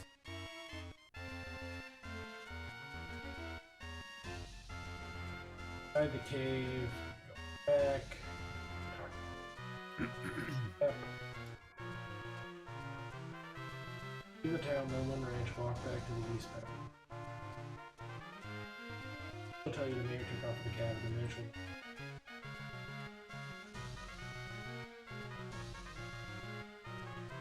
Walk to the southeast part of the map. Steal along the path to get to the Minish Woods. Oh! Don't know why my brain did not make the mental connection between how that looked and I needed to do. Okay, that's on me. I had a little bit of a dumb moment. And late. So, there's these things that you get in the game called moments, and I did not realize, and this is on me because I never even considered trying it, because it didn't look like the stone I was used to seeing.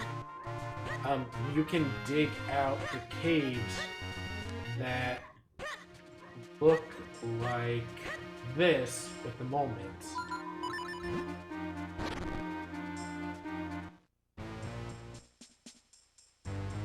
Phantasy Star Online. Did they have Phantasy Star Online? I remember there was like this whole I know there's like a lot of like really interesting like lore for game console development.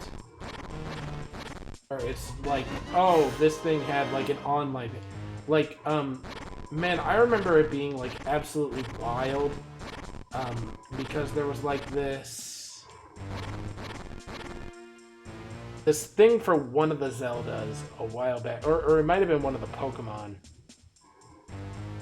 I think it actually was for Pokemon Coliseum a while back that I found out from Did You Know Gaming, that they had an online function that if you went through it eventually would allow you to basically fight people that were as tough as the final boss, and if you got to the end of it you got Celebi. But it utilized a function that was really only available in Japan, which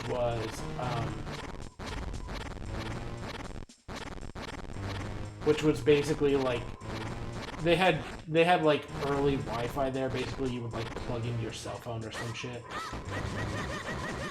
and it would like connect to like a wireless network type deal, and you would just do it like that. You know what I mean? Yeah. So I guess Phantasy Star Online must have done it the same way, didn't it?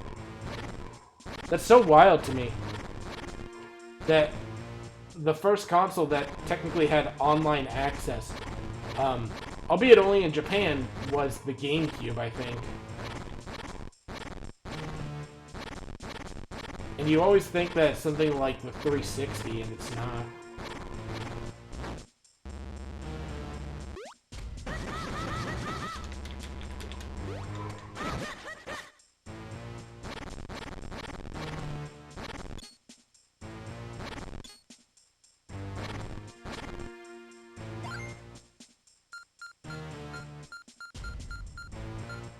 I apparently don't have that kinstone piece.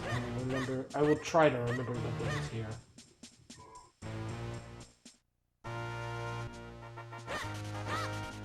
I'm trying to think of like the last like. Oh, so By the way, Cybernetic, if you're enjoying the content, feel free to drop a follow. I'm not going to insist, but if you're enjoying it, because I'm having a good time talking with you. What was I going to say?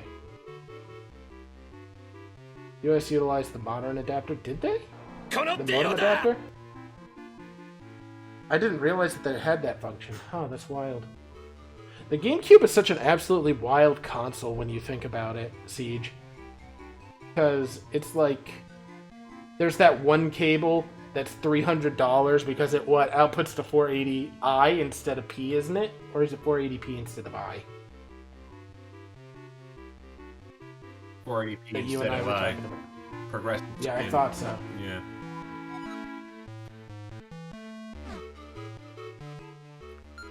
And there are only a couple of games that actually leverage that. Yeah, it's so wild to me in some ways.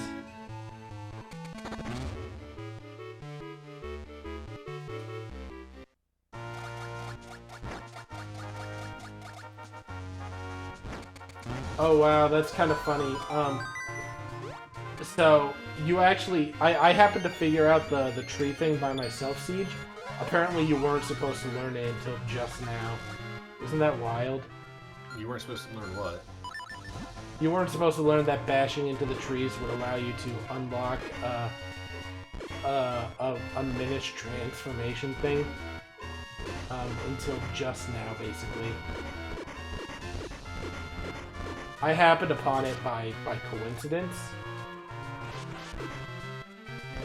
But apparently the game would have taught you it just now, apparently.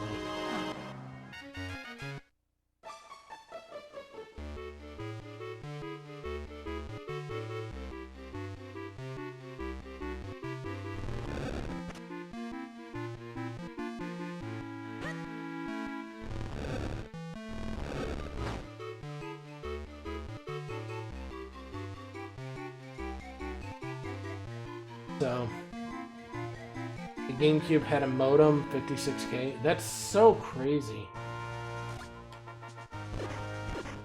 I was like one of those kids who grew up with like just a regular ass computer, you know? Yeah. In those early 2000s, like the big monitor or whatever, you know, like all that other stuff. I didn't know jack shit about computers, so I always felt like once I finally became aware of like, oh wow, this is really the power of the internet type deal, you know what I mean? I always thought to myself like, okay, so the first console that could really utilize online services was probably the 360, right? And GameCube's just like, haha, you thought.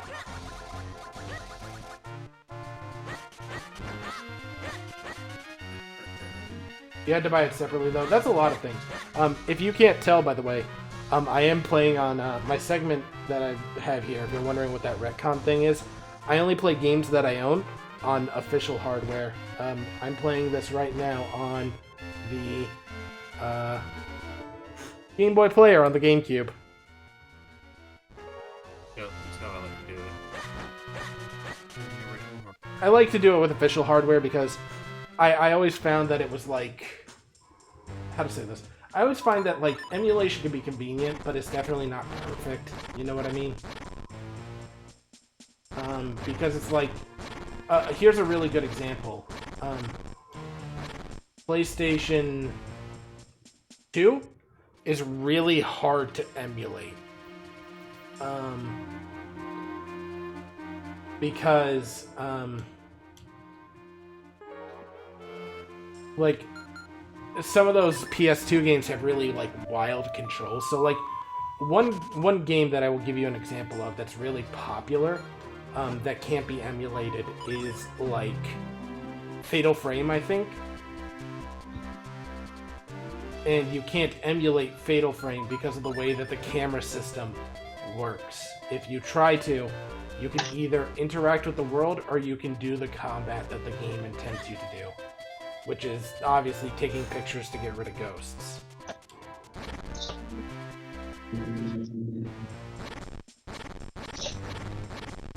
So it's like, to me, emulation is still not perfect. Like, I think that the kind of, like, backwards compatibility that they used to strive for with consoles is a little bit more reliable.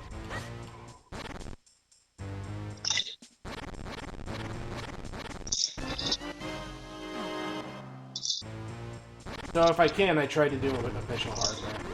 If I can get it, and if I own the game and I don't have the shit to like emulate, or what is it, the shit to like play it, then I try to acquire it, and if it's just not possible to acquire it, then I'll emulate if I really have no other options.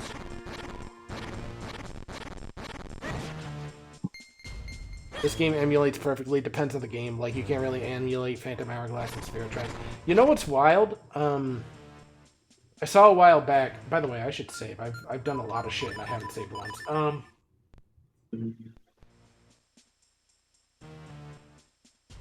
There is actually an emulator on the Wii U that lets you play DS and, I believe, 3DS games.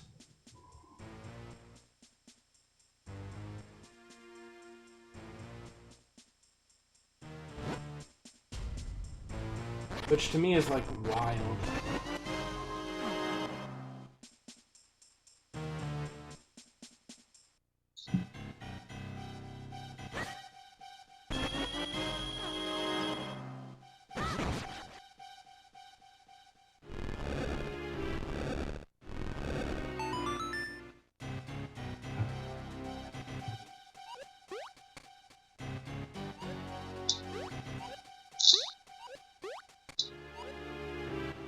We were talking about internet cable consoles. We forgot the Dreamcast. The Dreamcast could do it? Probably the first Fantasy Star Online at a very constant, steady rate. Sorry, you cut out for like half of that siege.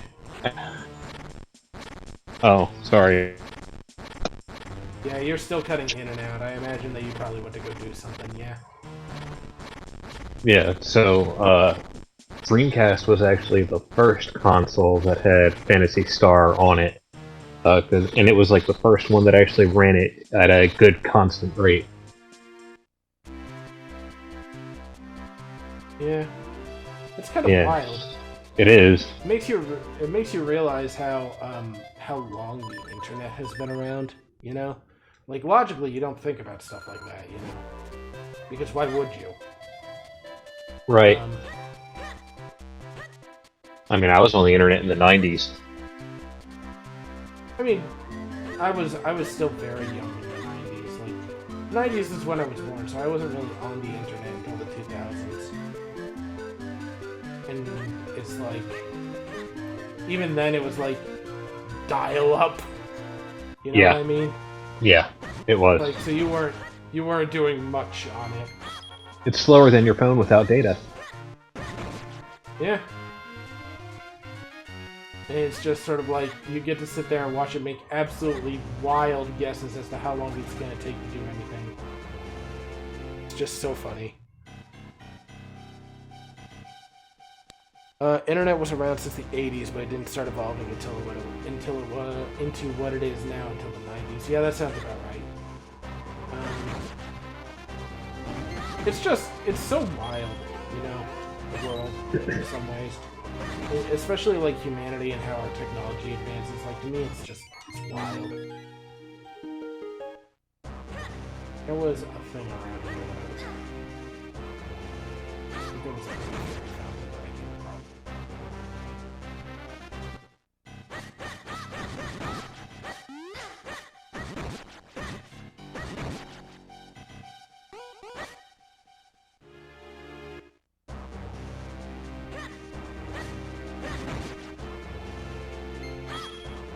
Very few people even had it back then, though. Back then they had modems which required you to take your phone off the hook and actually place it on the modem.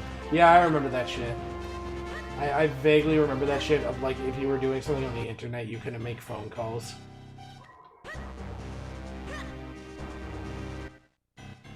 And that's just one of those things that's just absolutely so wild, you know?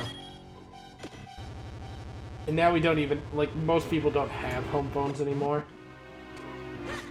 You know? Yeah.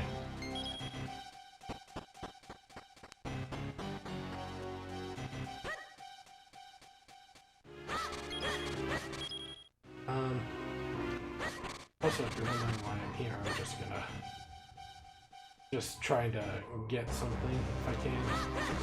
There was a great fairy fountain on this goddamn mountain, and I can't remember why.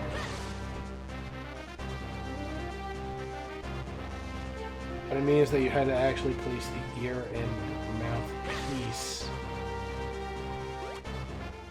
onto the modem because that's how it communicated that to the modem. Ah, that's a little bit different than what I was thinking. It's crazy how like far technology has come in some ways.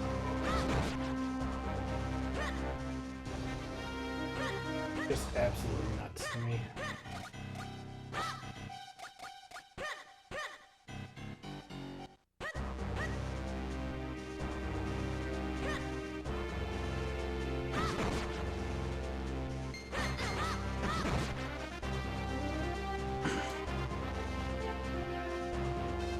They quickly moved from that to plugging the modem directly into the phone line. Yeah, that makes sense.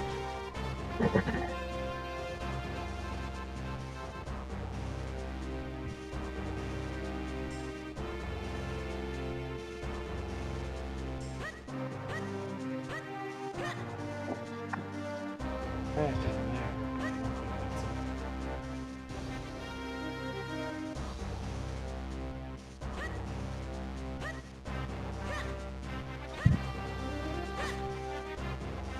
This? It does not appear.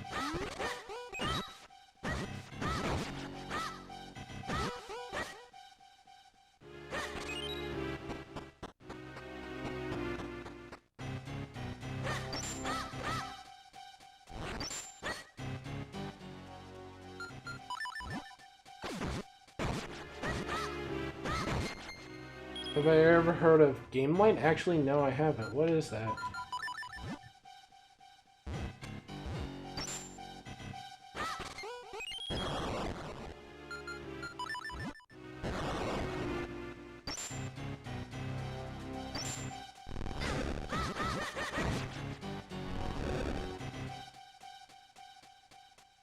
Whoops.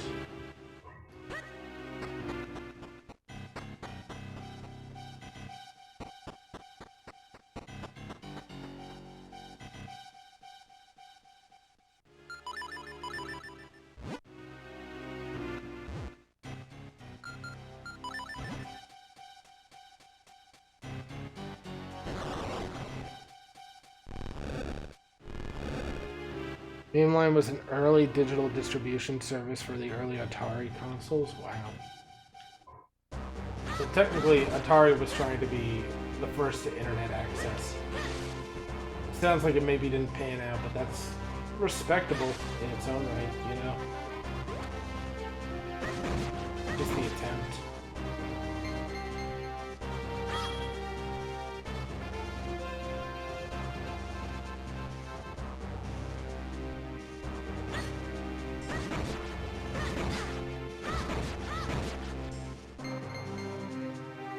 In here. Where the hell is it?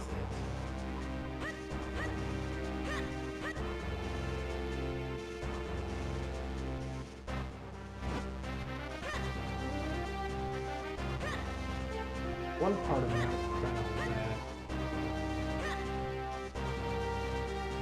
climb up.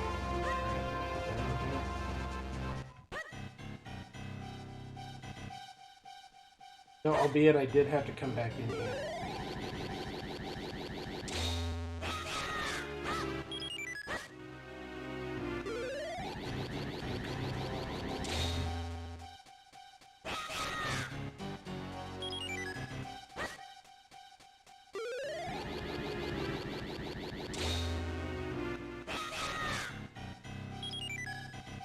Okay, so I guess it is just the full distance.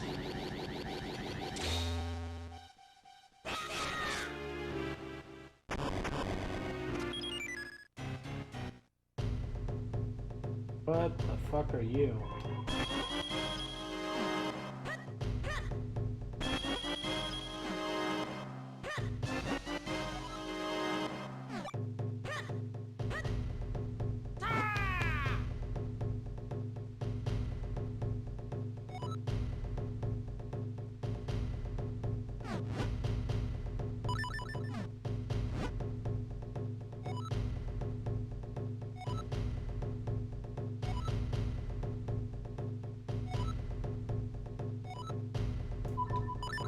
Creator of GameLine eventually transformed into a general-purpose internet service, changing the name to America Online Cheese.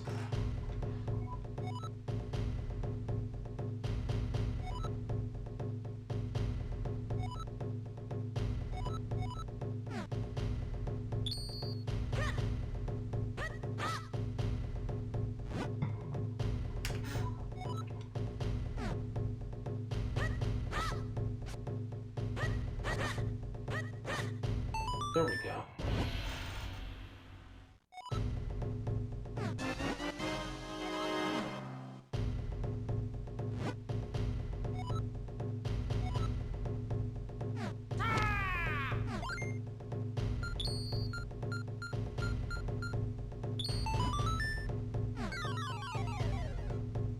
That's...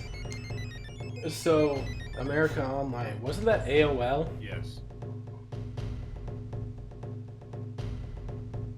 So crazy. Way the world changes, man. Yeah, I was thinking it was... I was trying to remember if America Online and AOL were the same. My brain was like... I don't know, maybe.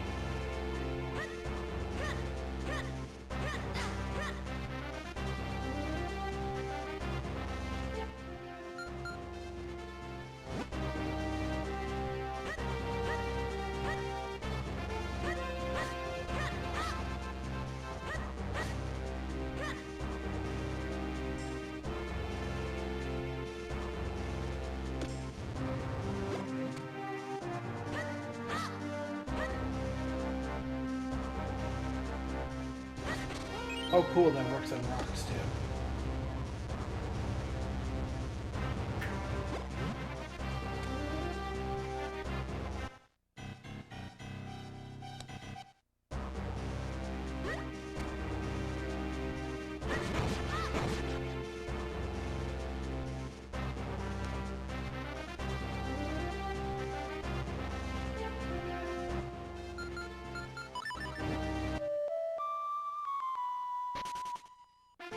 Man.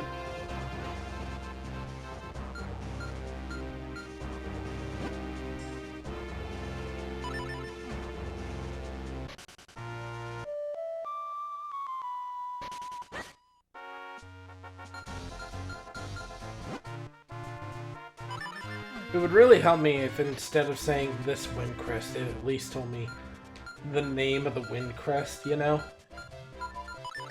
Just like travel to this wind crest. If you have enough space to put in that text, why didn't you just put down the name of the area where I'm trying to go, TM?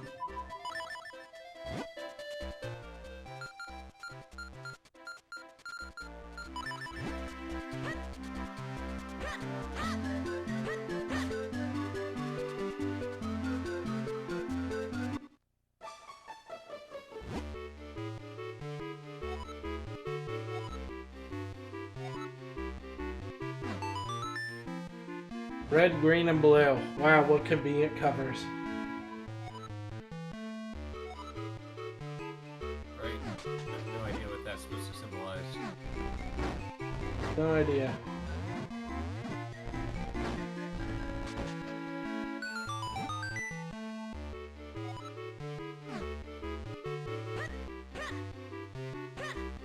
It feels like a lot of weird work to do to get into to Lake Hylia, but you know what? I'm down for it, I guess.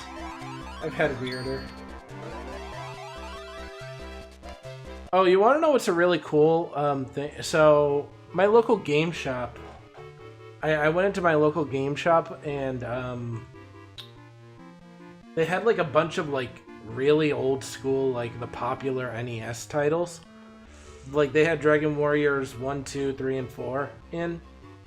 I wanted to get them, but they were trying to charge like $180 for Dragon Warrior 4, and like Dragon Warriors 2 and 3 were pretty up there too. What's my local game shop called? It's... I say it's like local, but it is, I believe, a chain. It's Game Traders, I believe.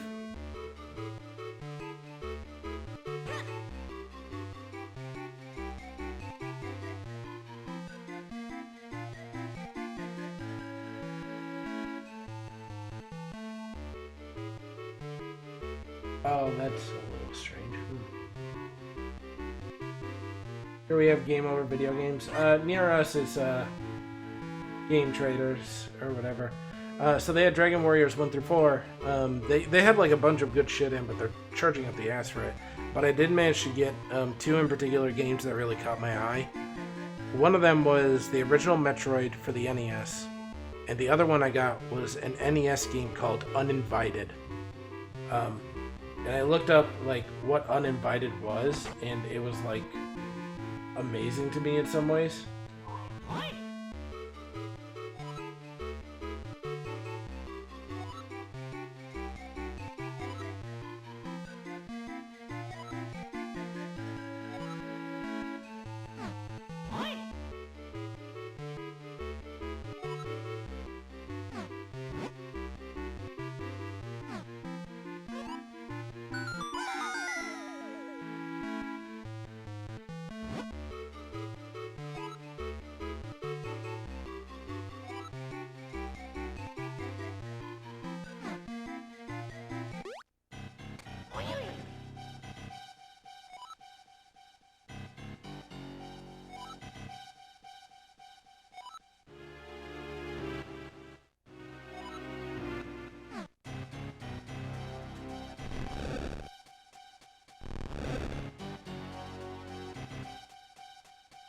You live in Austin, Texas, other side of the country from me, Midwest, but I don't mention where I live, out of principle, not out of spite. My old man grew up basically teaching me, you never tell anybody on the internet where you live. That's not a you thing, that's just my policy for everybody. Don't take offense to it. I think, like, of all the people that I know online, only, like a handful of people know where I live, and I've known them for years.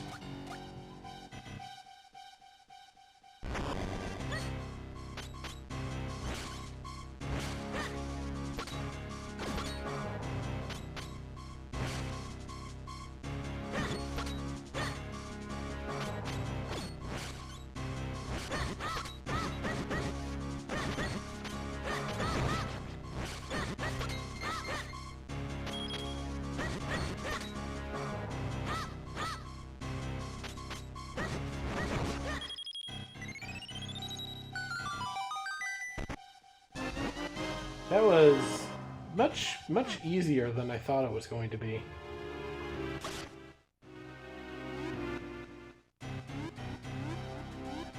Yeah, baby! It's time to swim!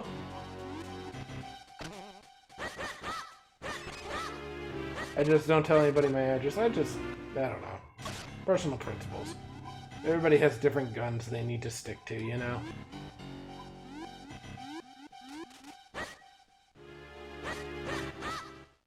Probably need something that lights things on fire.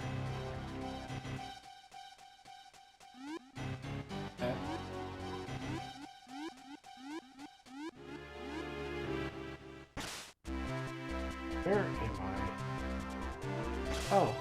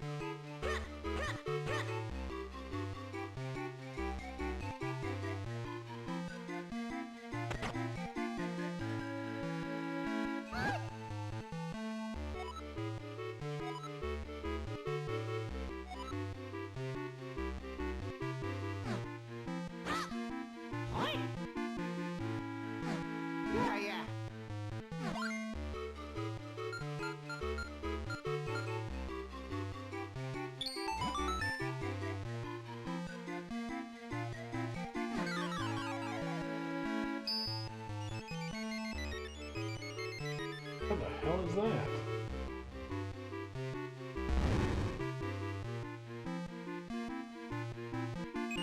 Oh. What consoles did I grow up with playing? The first console that I was ever given was a GameCube. And so I wound up growing up with that and Nintendo as a whole.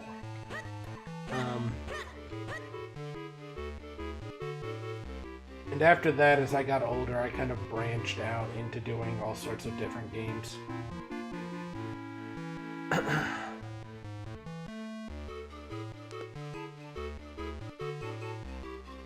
My personal favorite genre is, I guess, whatever you classify Zelda as like an adventure game.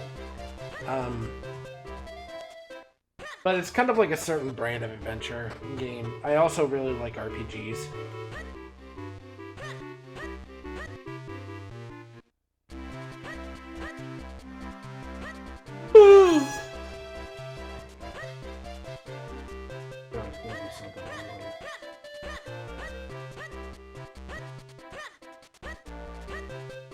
Alright, I wanted to go and get the quiver from this.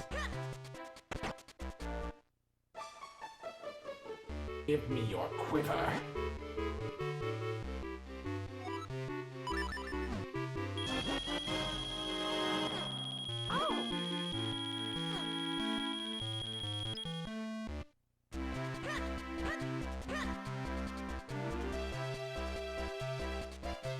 I love action adventure games, action RPGs, Metroidvanias, racing games, vertical shoot 'em ups.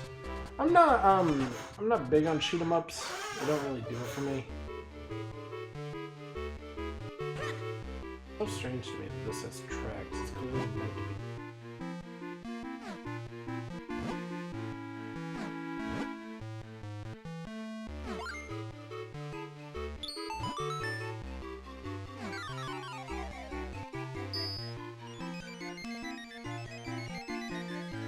What the hell is that?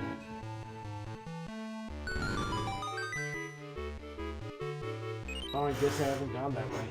I just opened up a lot of shit by getting these little flipper dudes.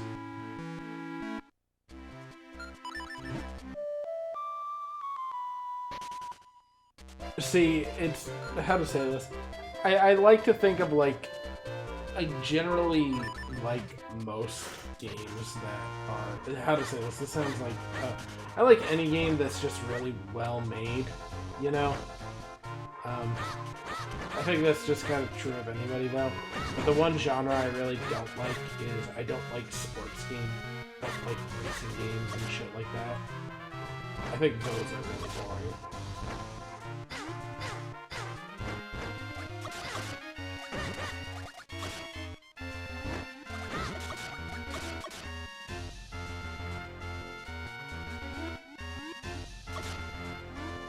I can't go there yet.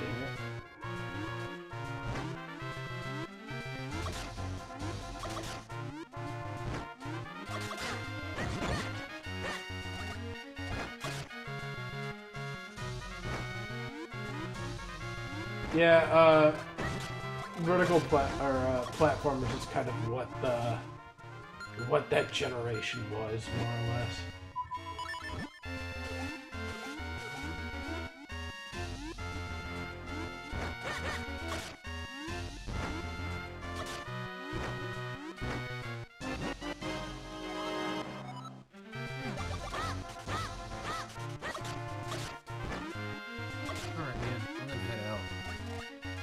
In the bed or something? Yep.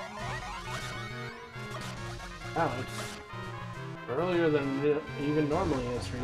Yeah, no, I still won't get 8 hours though. Alright, man. Have a good night. You too.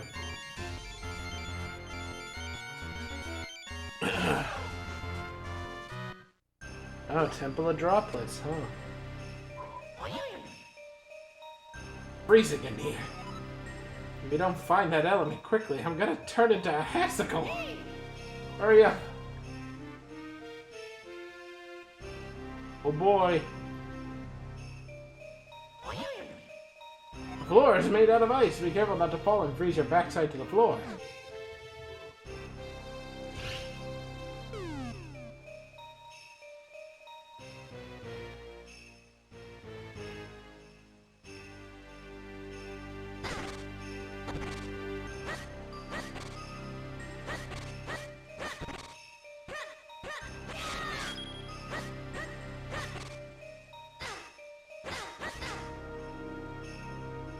I'm trying to think of like what is it? I have quite a few. Like my collection's pretty extensive. I'm trying to think of like what genre I probably own the most of, and it's probably ironically RPGs.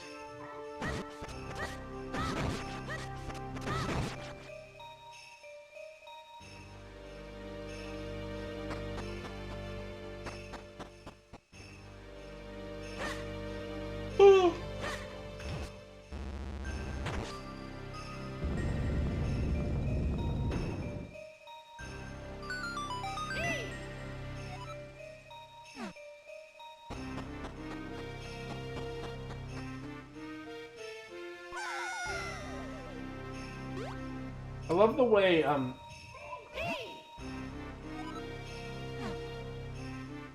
how to say this.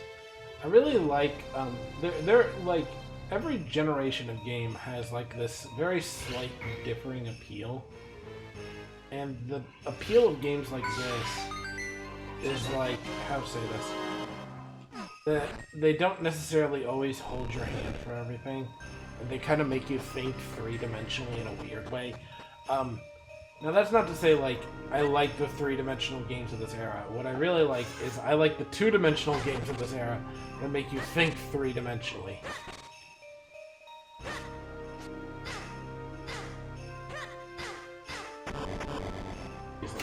Thank you.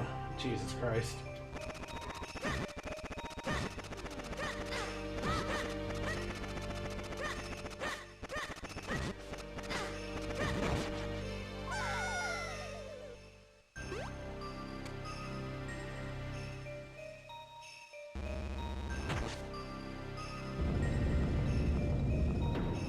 There's a flower under here.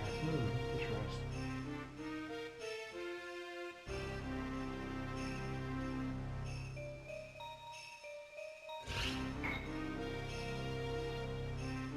This the boss key?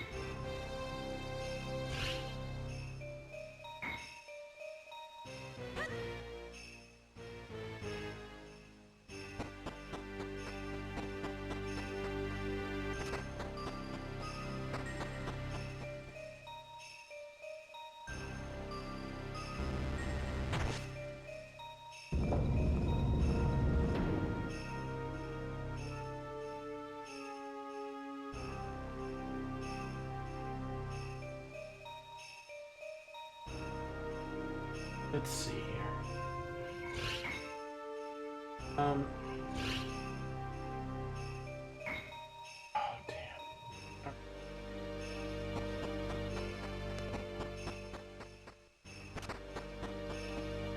Trying to figure out the best way to do this.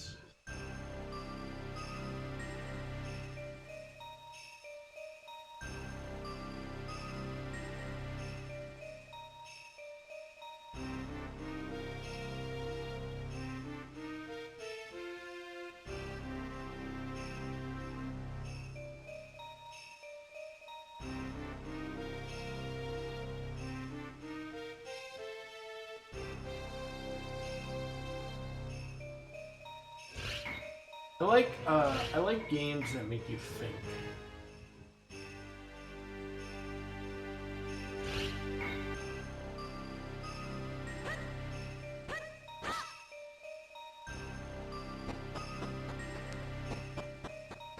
What I'm really looking forward to is I'm really interested in trying out a lot more of my NES era games.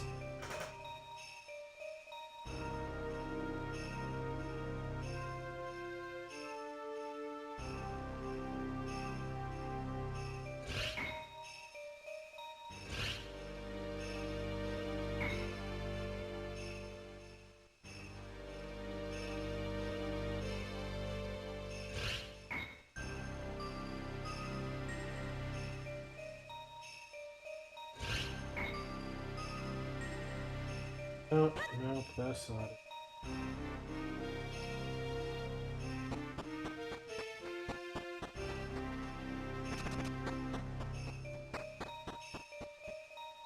I think I might have it, maybe.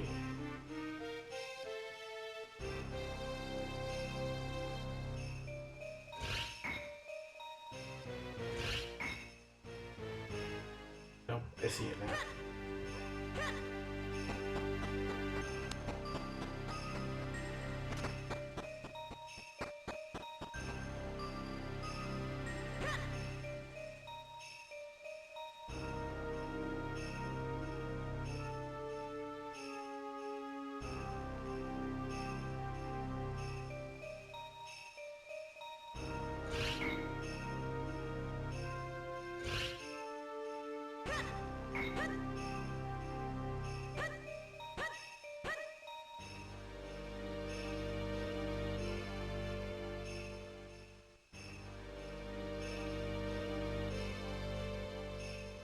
Okay, hang on.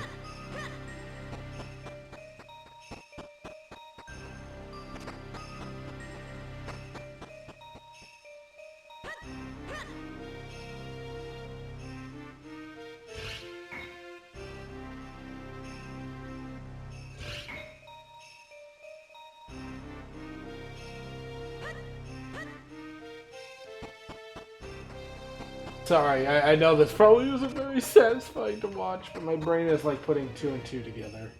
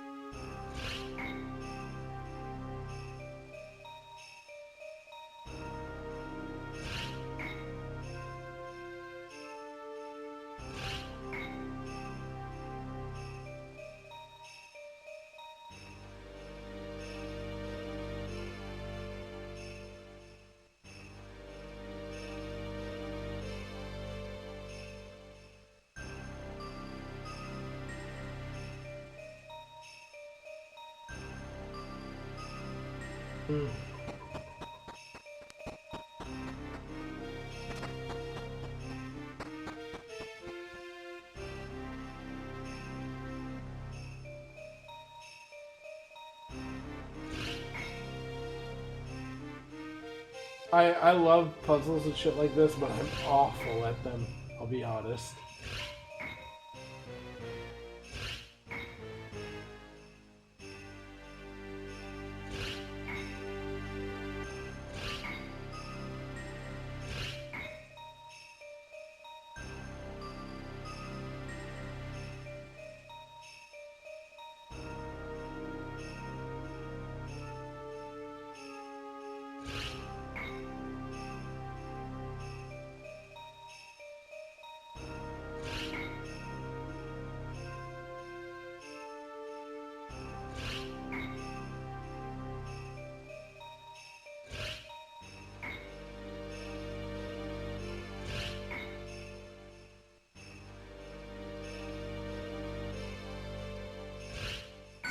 There we go.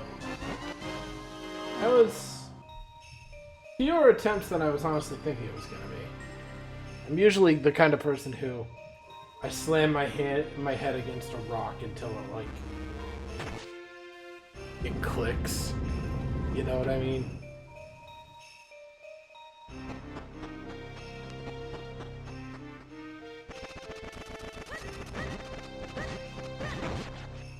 So, on the topic of like video games and stuff like that, very awesome question.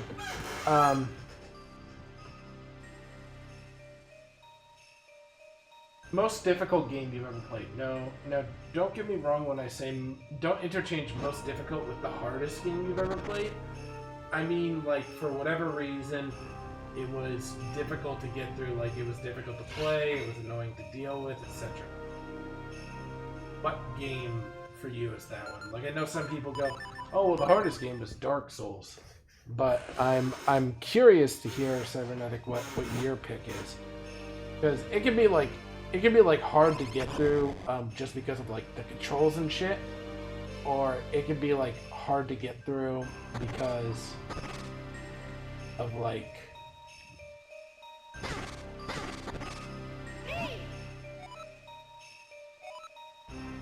we can't even touch it while it's trapped in the ice. We need to melt it off somehow. So this is the boss room? Like, for example, one of the hard games for me to get through was,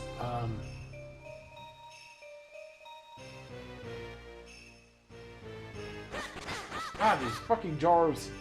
A game called The Long Dark, and that was hard for me to get through.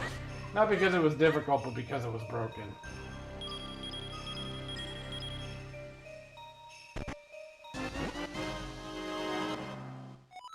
This is an interesting approach to this. I accessed the boss room before I've even gotten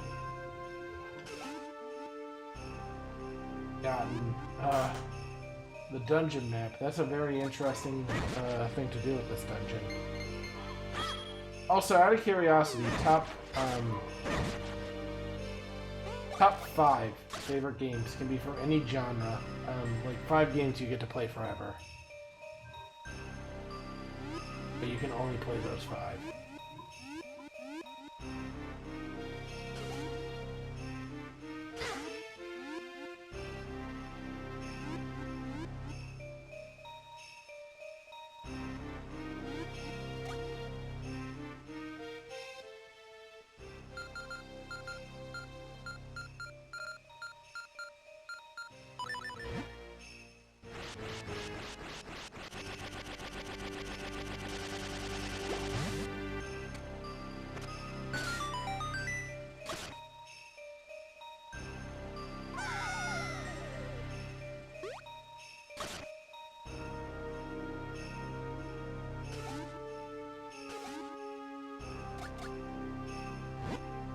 Way forward is hidden in the bottom of the pot.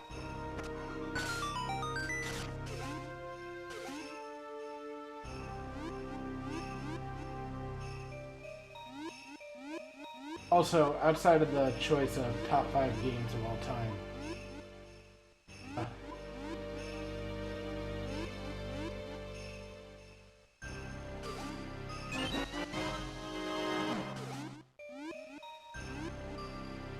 What is your top console?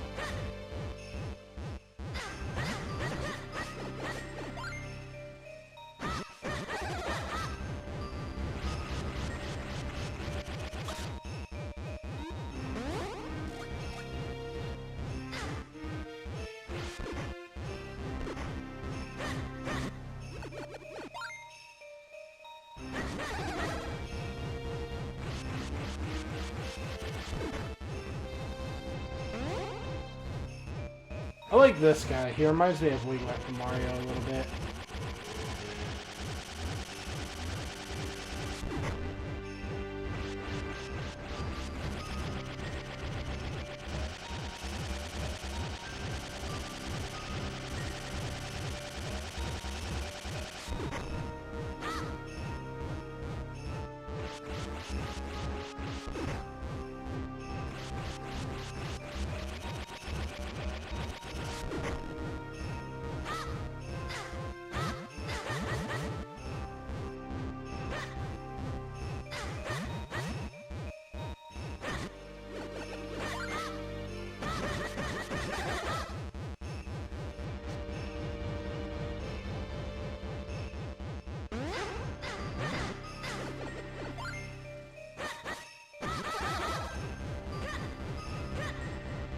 Man, this guy is not easy when I'm on ice.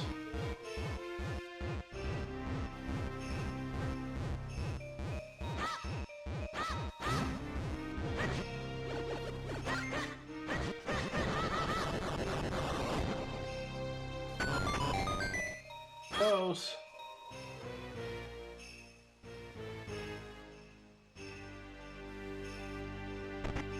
Compass. Okay.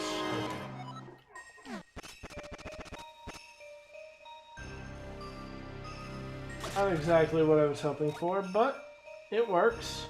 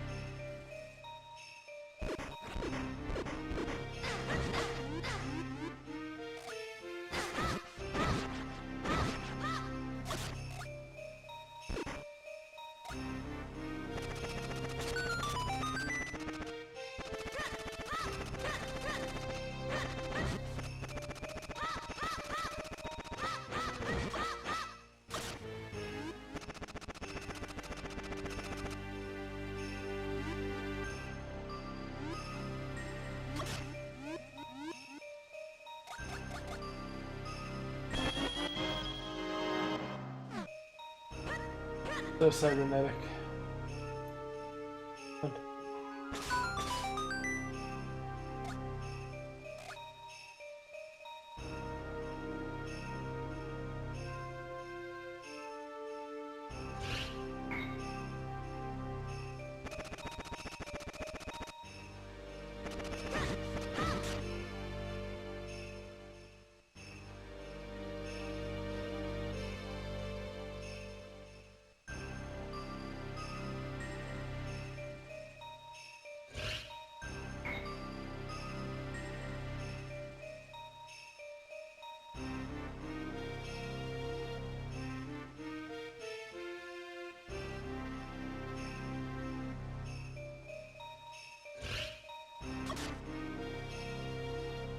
Oh.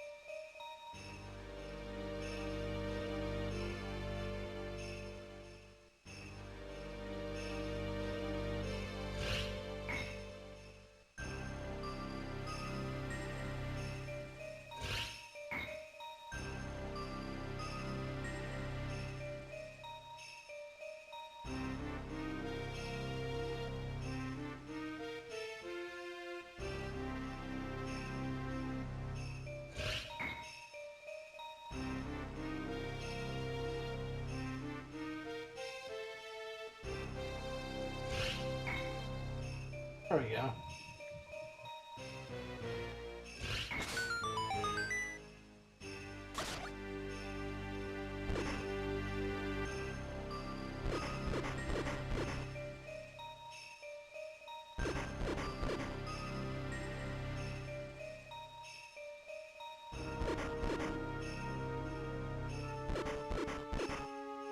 Oh, that's...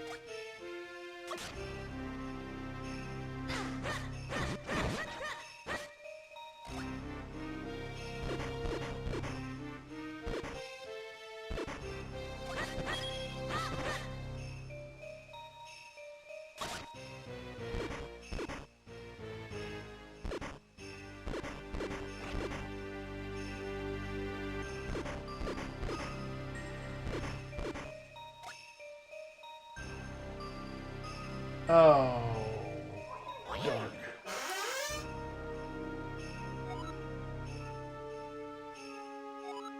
So dark I can't see my beak in front of my face. Watch your step. I don't want you to trip over anything.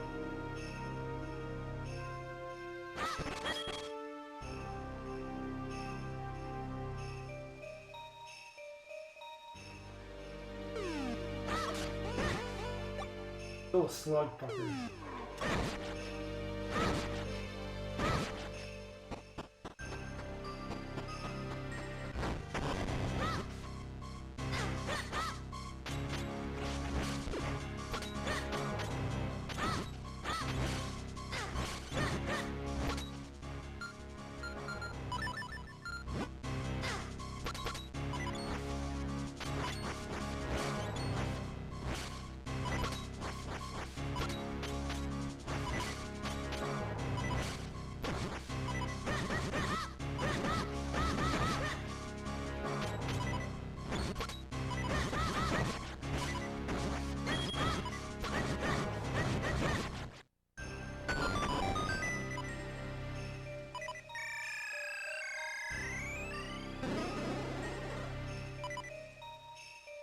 Oh.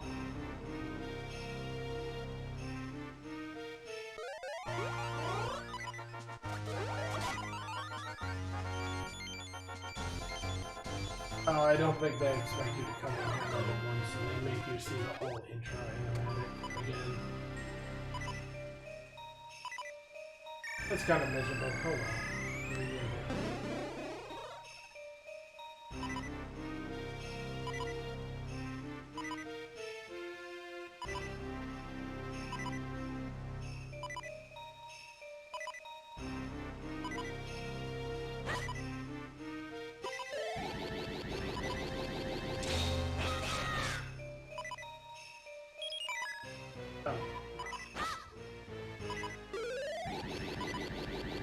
Let's see what we got going on here. Many strength, two of me.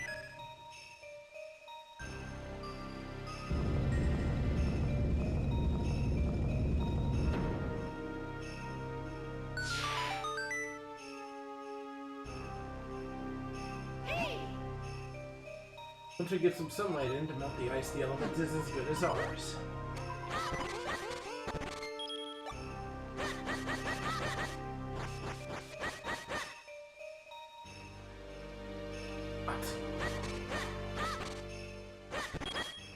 Luckily, I've taken to dare.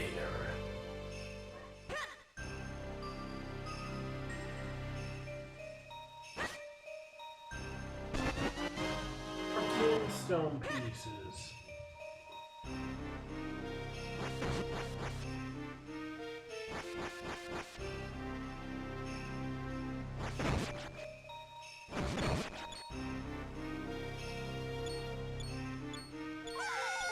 no!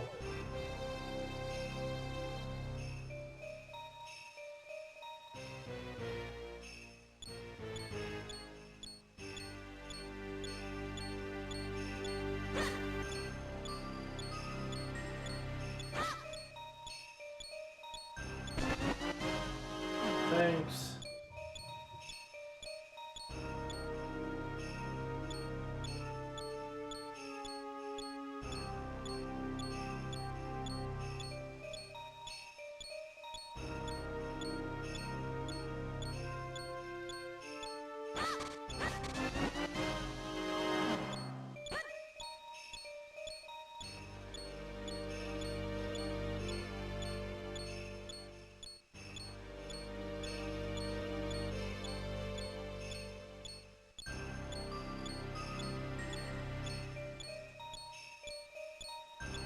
See what we got going on in here.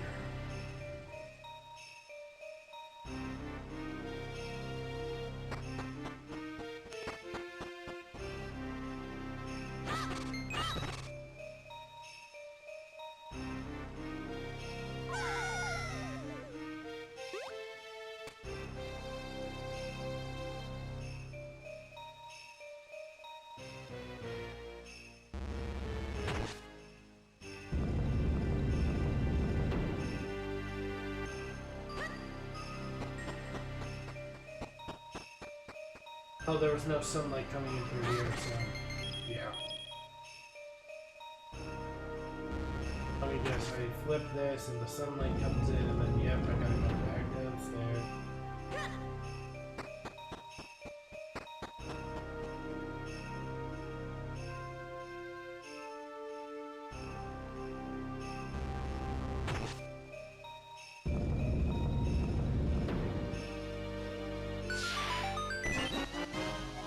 Key.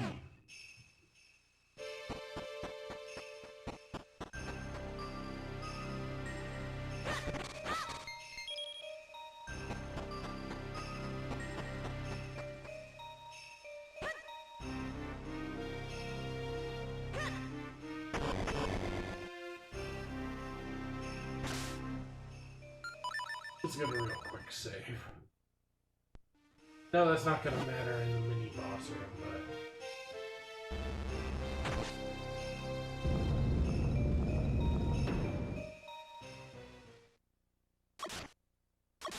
Blue Choo Choo.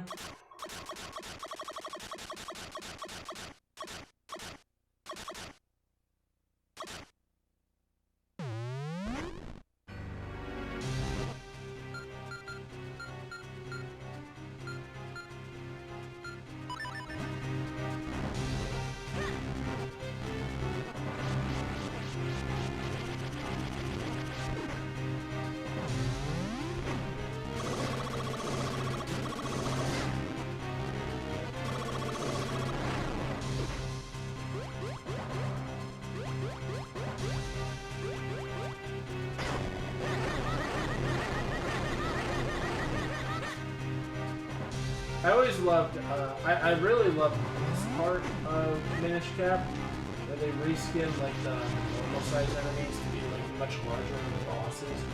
I think sooner or later they're gonna make another 2D overhead Zelda. It's too iconic for them not to return to it. They just did remake for Windfish, or do you not count that?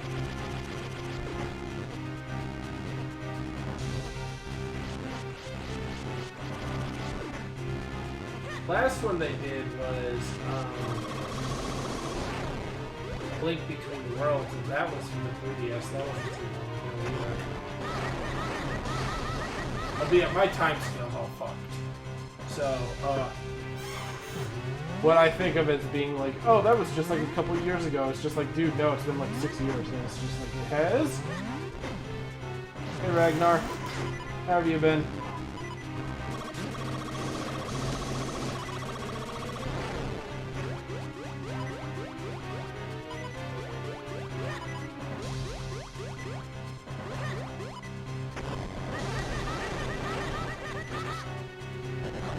There he goes. Oh, I forgot about the remake of Link's Awakening. Yeah. I played through that one. That was actually pretty good. Got the flame lantern. Handy item, lights up the night. Press the B button to turn it on or off.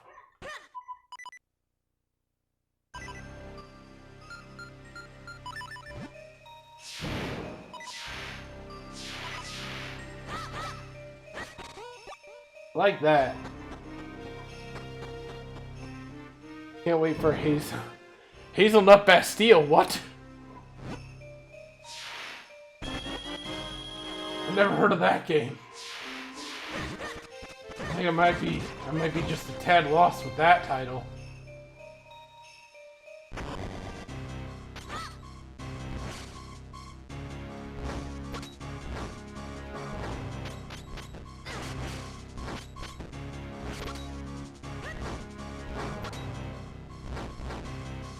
Oh, okay.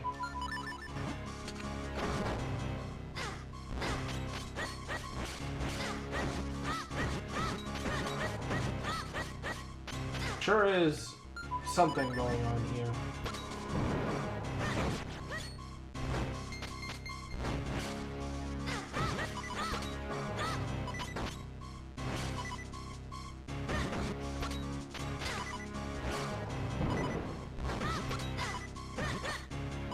How are you, Ragnar?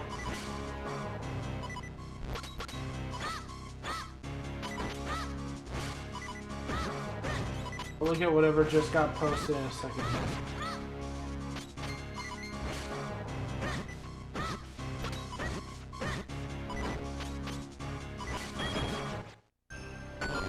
Oh!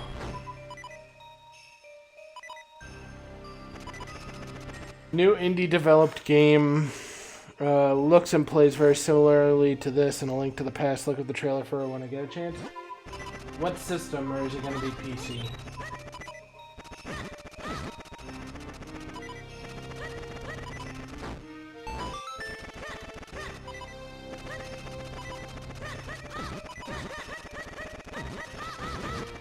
Oh, hey Ragnar, guess what? When you get a free chance, it's meaning to tell you that I managed to get my hands on a new game,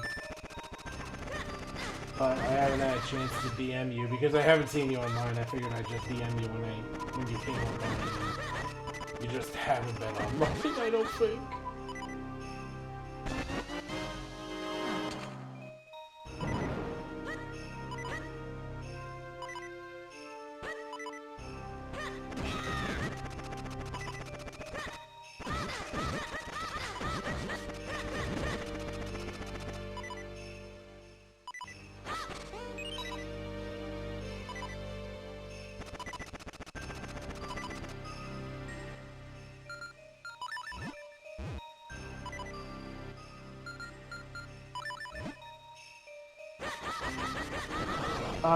Have you played through Hollow Knight, out of curiosity? I know that probably sounds like a really basic bitch question, but they did just announce not too long ago, Silk Song.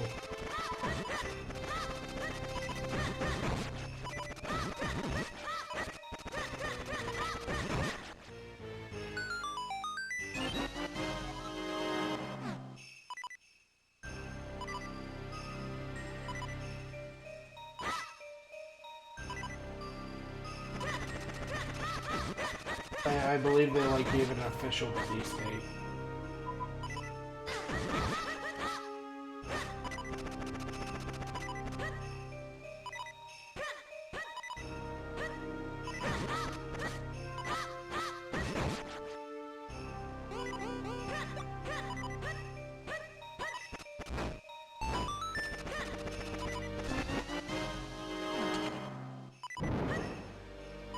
I like the effect of this thing flaring up to life.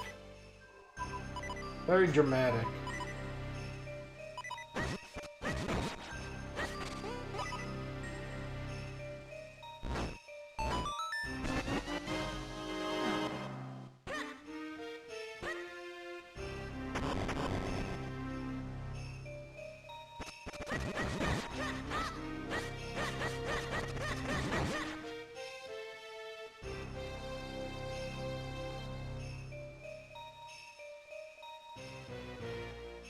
You have not yet played Hollow Knight, but I suppose I will one day, dude. Hollow Knight is so good.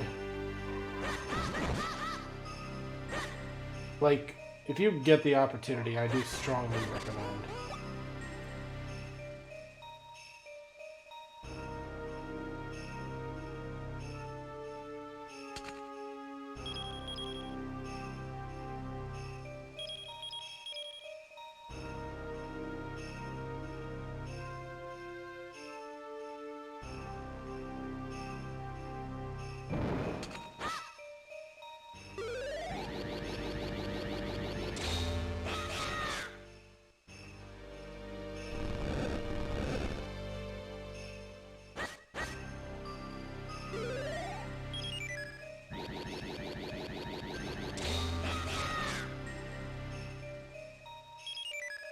Why won't it let me move this?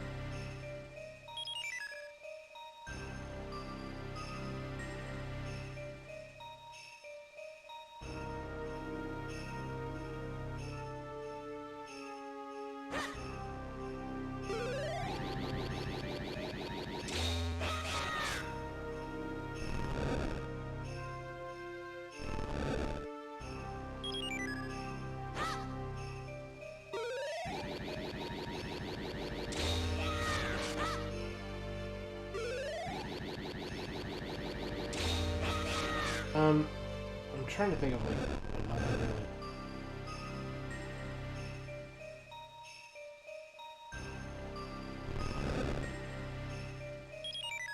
To get the opportunity.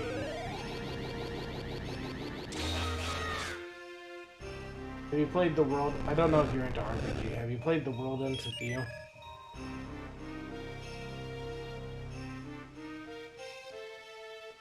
Actually, wait, I believe you said you liked RPGs, didn't you?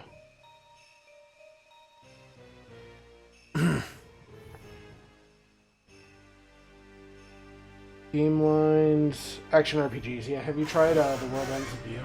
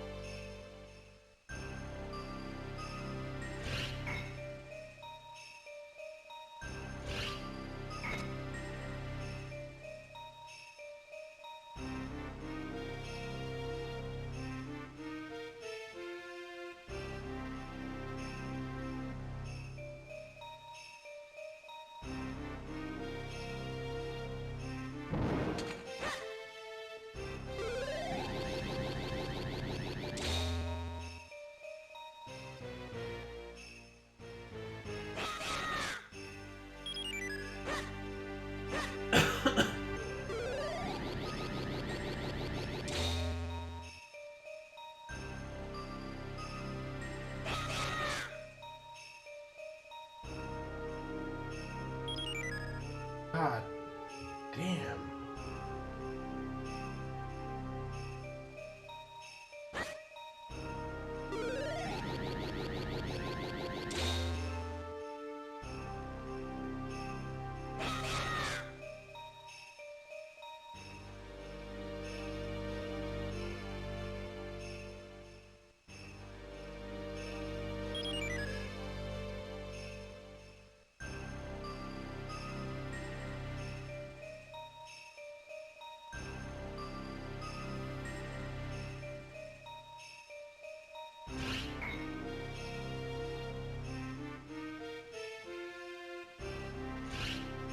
think I get this.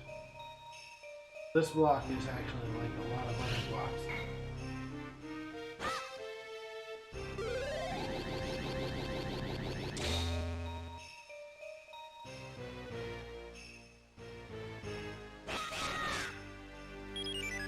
God damn.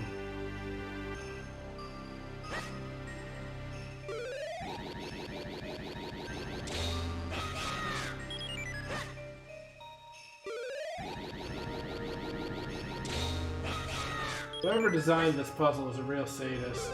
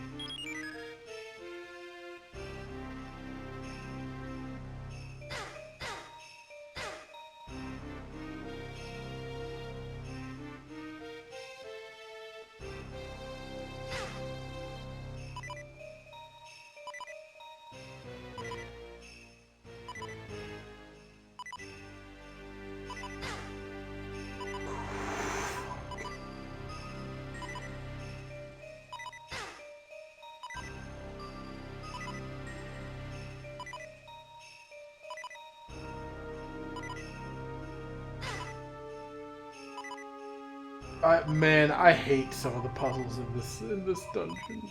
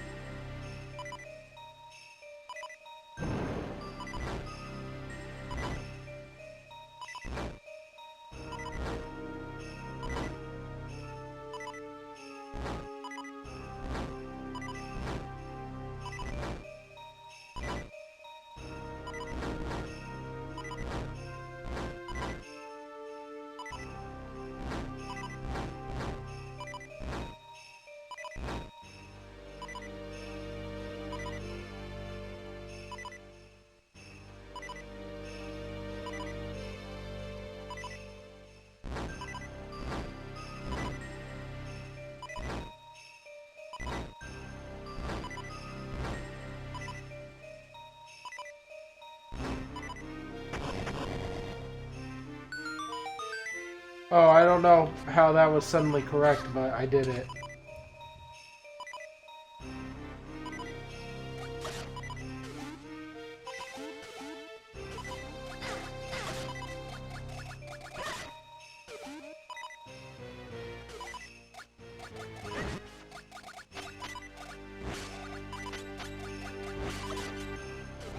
Hell.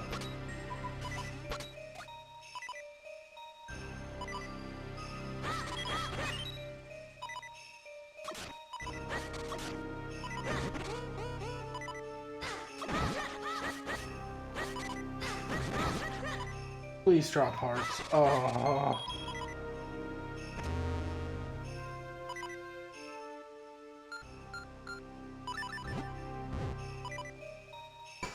Oh.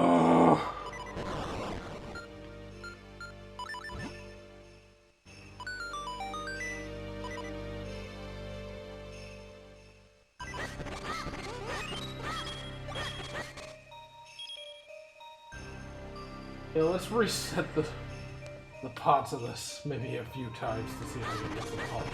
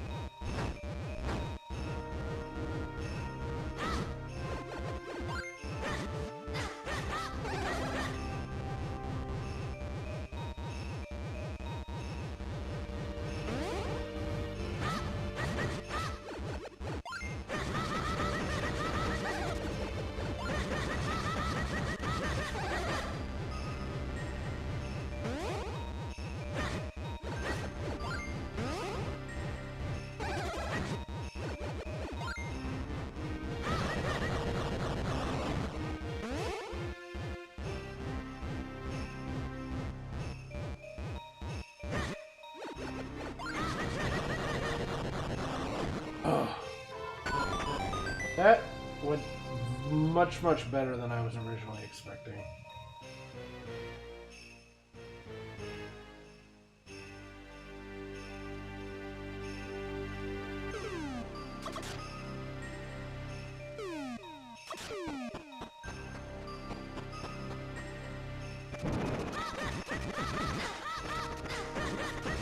Tired of these weird little fuckers that just run around.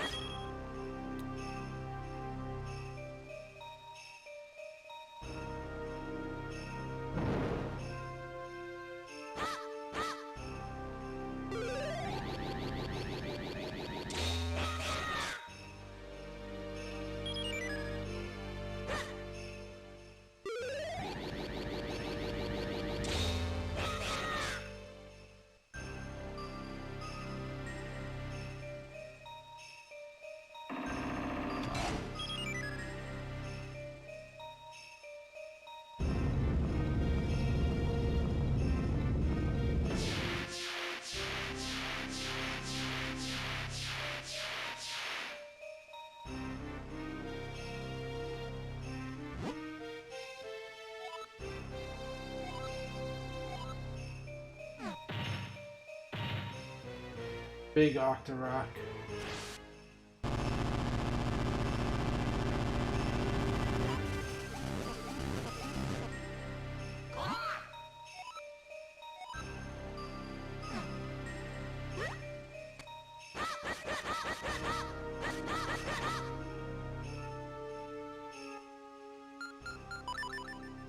All right. Boss time.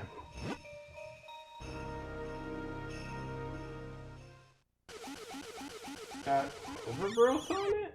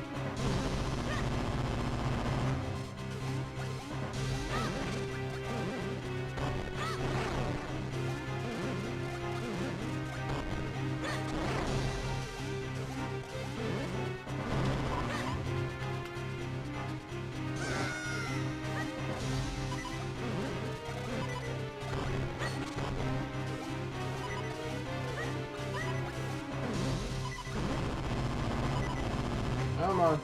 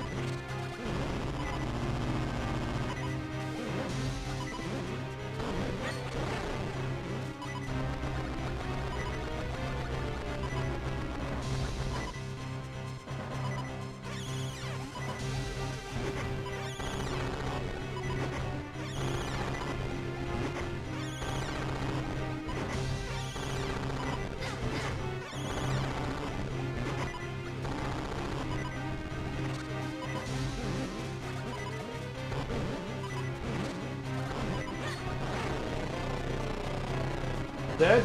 Okay, good. I was on the edge of death. See the end approaching.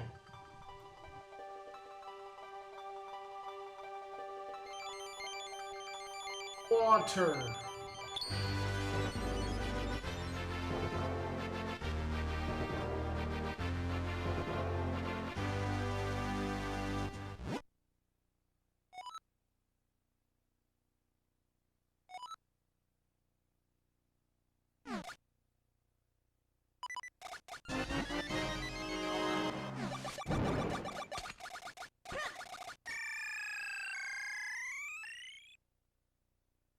A win!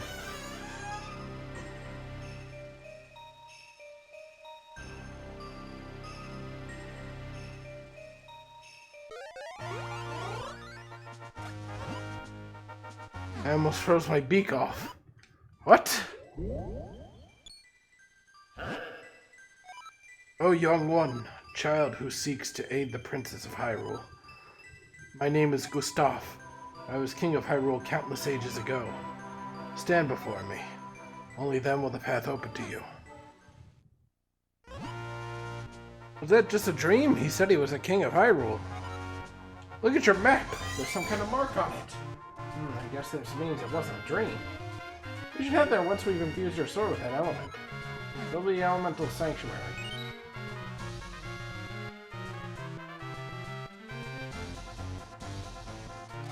That'll do. Next time. Because I'm done for tonight.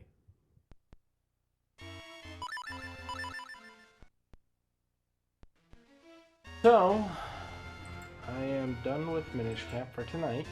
I don't think there's anybody online, but I will check. Maddie's online. Maddie Moritz.